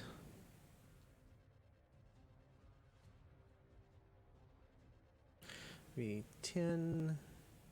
8 minus 18. All right, Nuka, it's your go.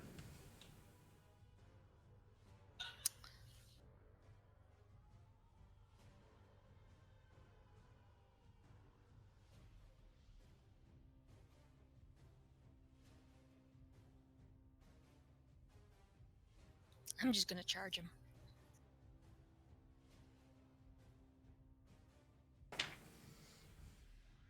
Oh, wait 1 second.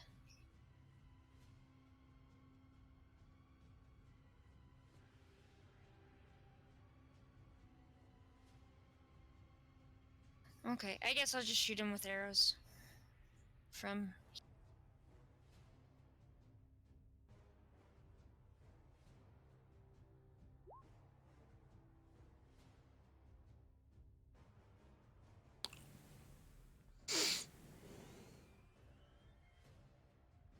All right. Let's see. Your second shot with the lust hits Strahd.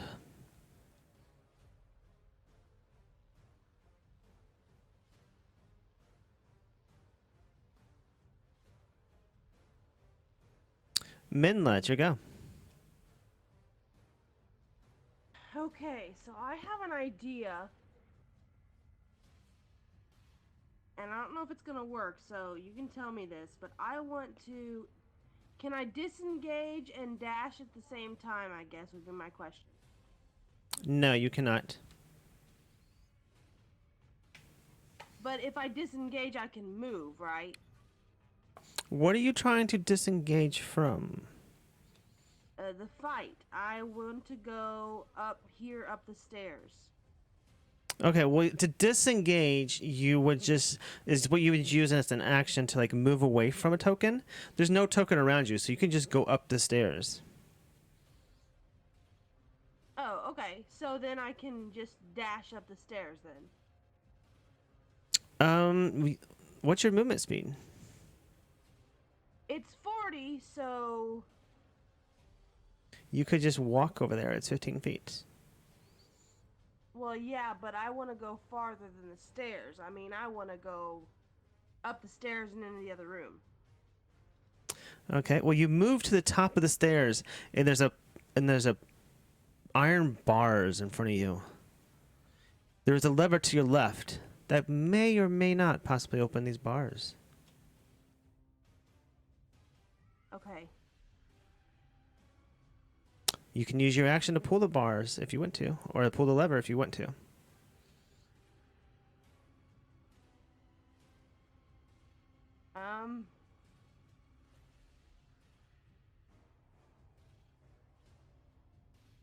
Okay, I guess, you know what?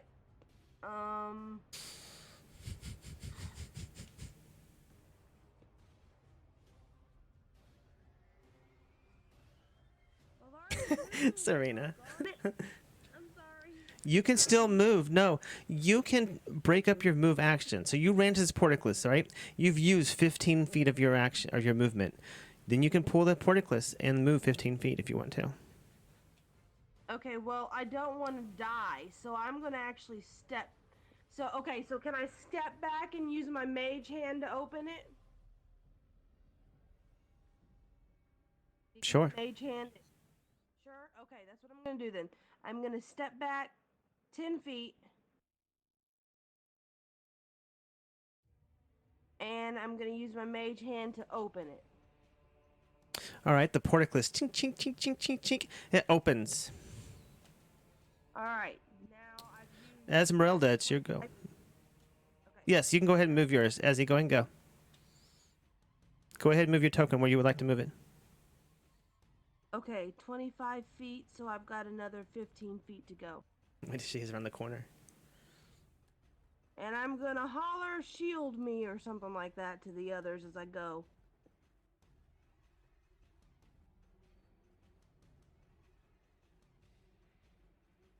All right, Ezzy, it's your go.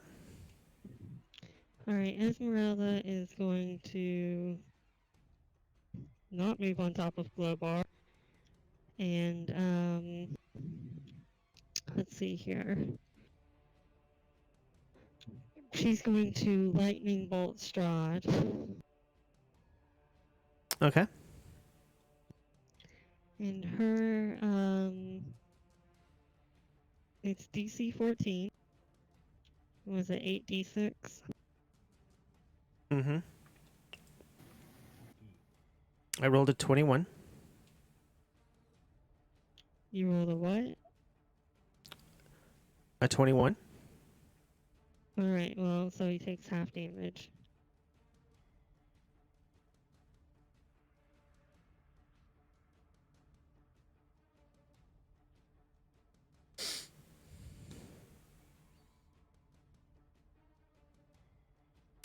All right. Strahd's turn. Let me just show you how powerful I can be. He does so. He just moves and just walks, and you try to like hit him with your opportunity attacks, and he just walks off. As he just dodges every single opportunity attack you have.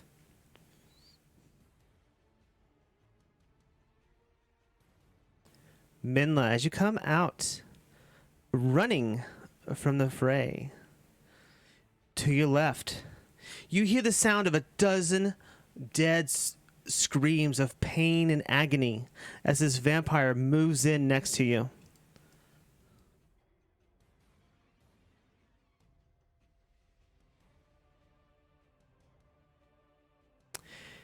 He basically moves in such speed. He just runs his scimitar through your body, impaling you into the ground. Really?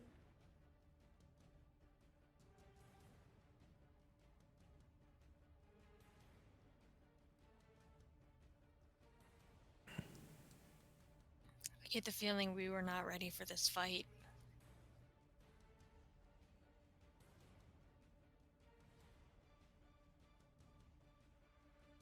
No one messes with my master. You were brought here for dinner. Now you shall become our dinner.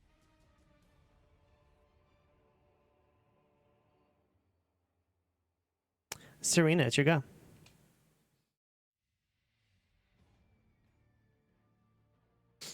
Well, not really a lot of options here. Serena is going to Eldritch Blast at the Strahd. All right, 1 second here. Everyone, we're going to take like a 2-minute break. I need to run to the restroom really quick, as I'm sitting here trying not to do the pee-pee dance.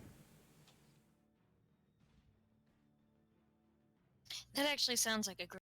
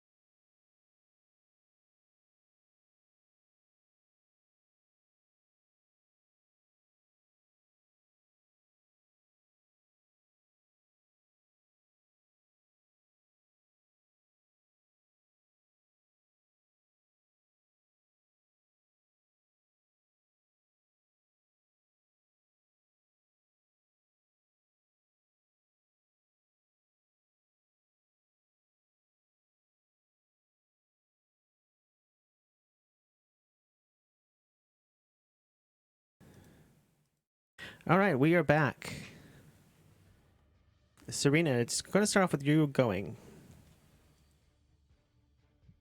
Alright, well, Serena can't really do much. She's just going to, I guess, Eldritch Blast some. But instead of Eldritch Blasting Strahd, she's going to Eldritch Blast Elrond. Who? Strahd's minion here, Elrond. Okay.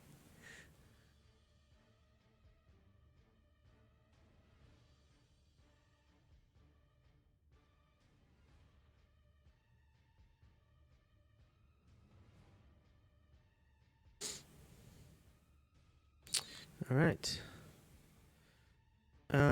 Let's see here. They both hit.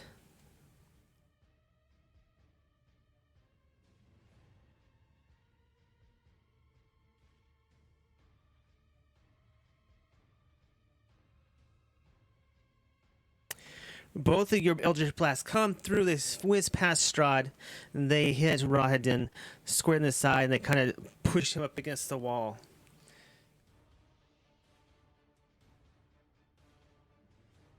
Oh, I didn't see them there. Thank you, Strahd, for bringing us so much more dinner for tonight.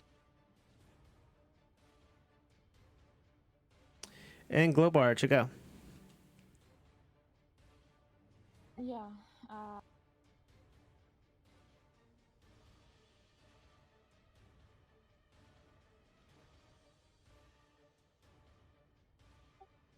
I just a second.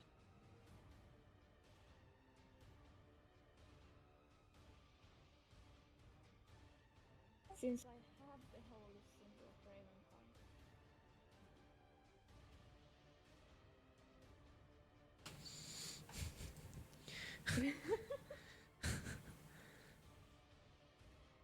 I can. The holy sword already is using the sunlight, and I can't use the turn undead.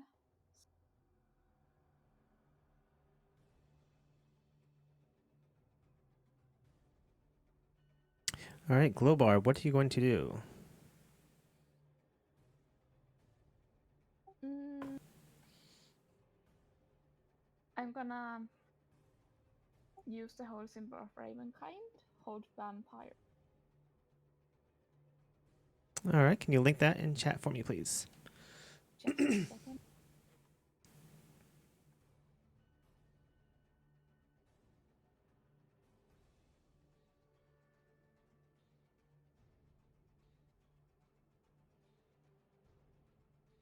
All right, as you produce the amulet and you say a quick prayer, a holy light shines from the amulet, and Strahd notices his feet are stuck to the floor and he cannot move.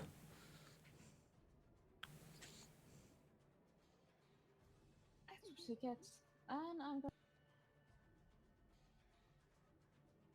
gonna move. Okay.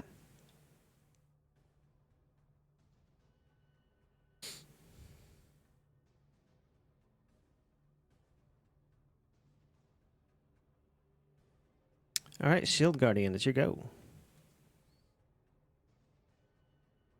Shield Guardian's gonna move.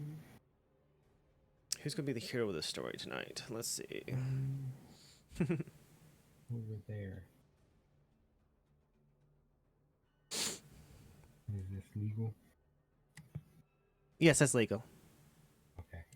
Yeah, I know the grid doesn't match up to this map perfectly. It's okay. He's gonna punch his face because that's all he can do. And he's gonna heal up too.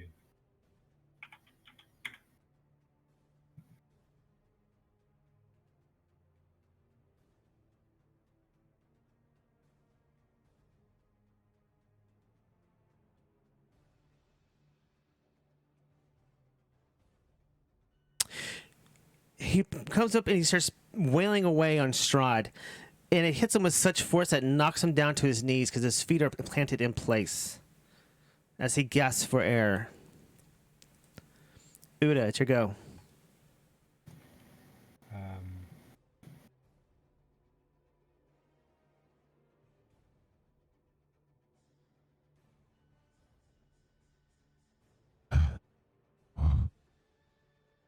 Just join me. Join my forces. Let me turn you. Help me rule this land. And I'm lightning bolt him one last time. And by the way, my yeah.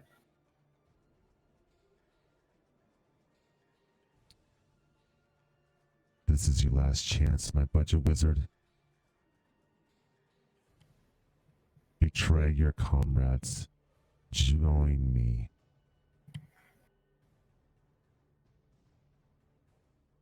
I cast a spell. Yes, roll for damage, please.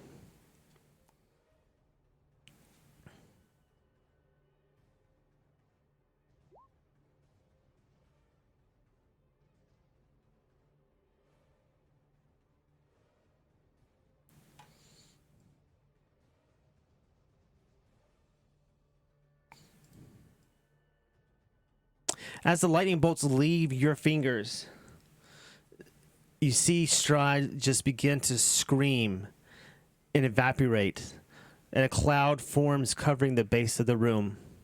And you see his corpse come back together in his coffin as he looks like he's laying there with his eyes closed.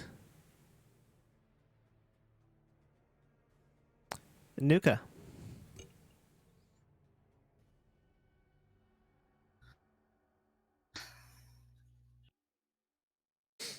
Give me 1 second.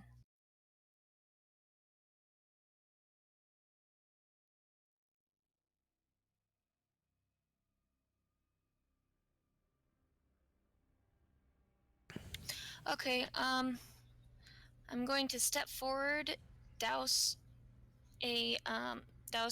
my Selekir in. Oh wait, no, I threw my holy water. Crap.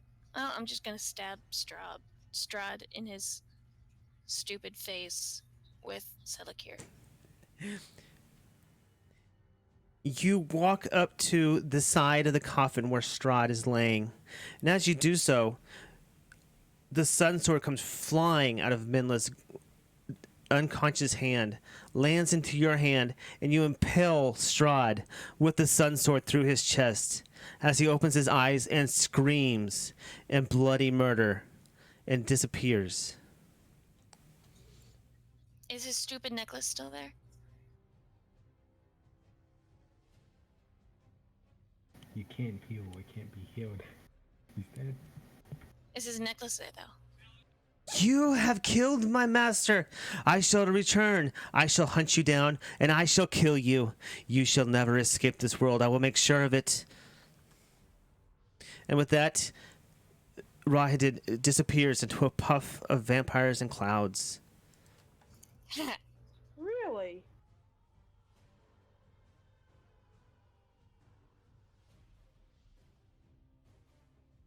Well then, I'm gonna rush up to. Is Mendla the only one that's down? Per usual. If you take that statuette from her, you can heal her with it. Where is the fucking end of the... Who has it? Minla has it. Okay, see, I thought both of those were only attuned to me. Shh. Would you like me to change the story, my dear? No, no, thanks. I steal the statue. Strahd can't hide his surprise as death takes him into the black abyss. Surprise turns to rage, and the pillar stones of Ravenloft tremble with fury, shaking dust from the ceiling of the vampire tomb. The shudders abate as Strahd's burning hatred melts away, replaced at last with relief.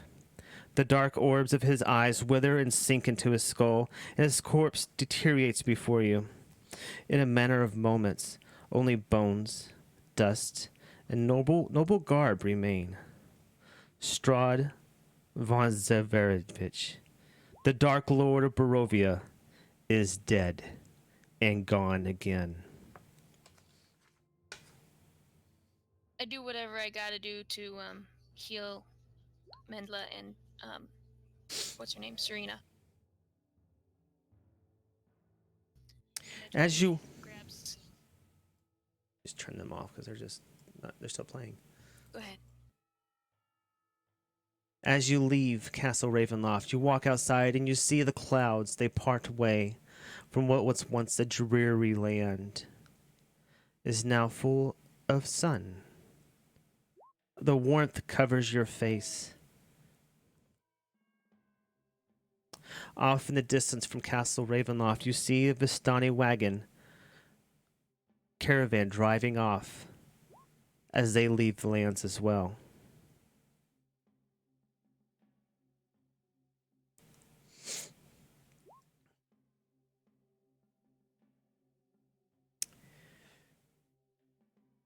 You all try to go back to Valakai to see the more comfort of all you enjoy the rewards of your surprising triumph over Strahd. But Globar, Nuka, Uda, Serena, a dark, evil power pulls at your soul as it tells you that you shall never, ever leave the grounds of the castle again. For the Amber Temple and the dark magic that you touched has now touched you and has now trapped you within the castle walls. Minla, you look to your comrades, remembering at a time where you once almost died, but the dark magic of the land, it revived you. As you look down at your hands and over at Uda and Nuka, you all three become ashes and off into the wind as the dark magic of the land reclaims you. As you feel death overcome you. Serena, you were trapped in Ravenloft, but you know the only way to live is to not live. And you plunge a dagger deep into your chest and kill yourself.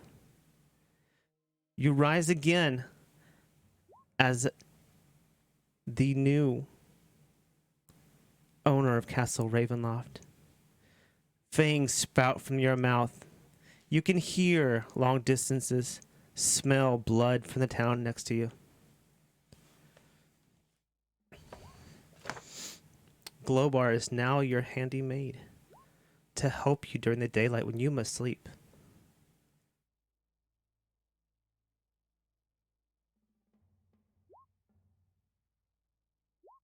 Just wow.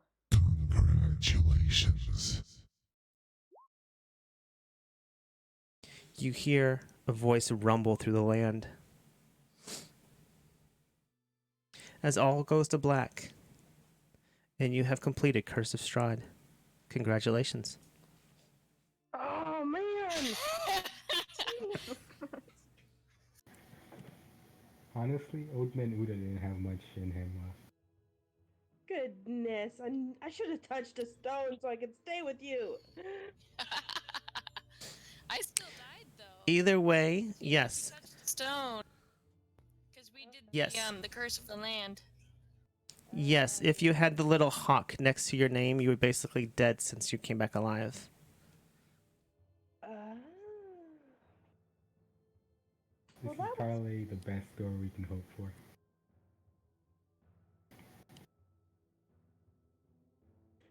All right, and give me one more minute. I'll be right back.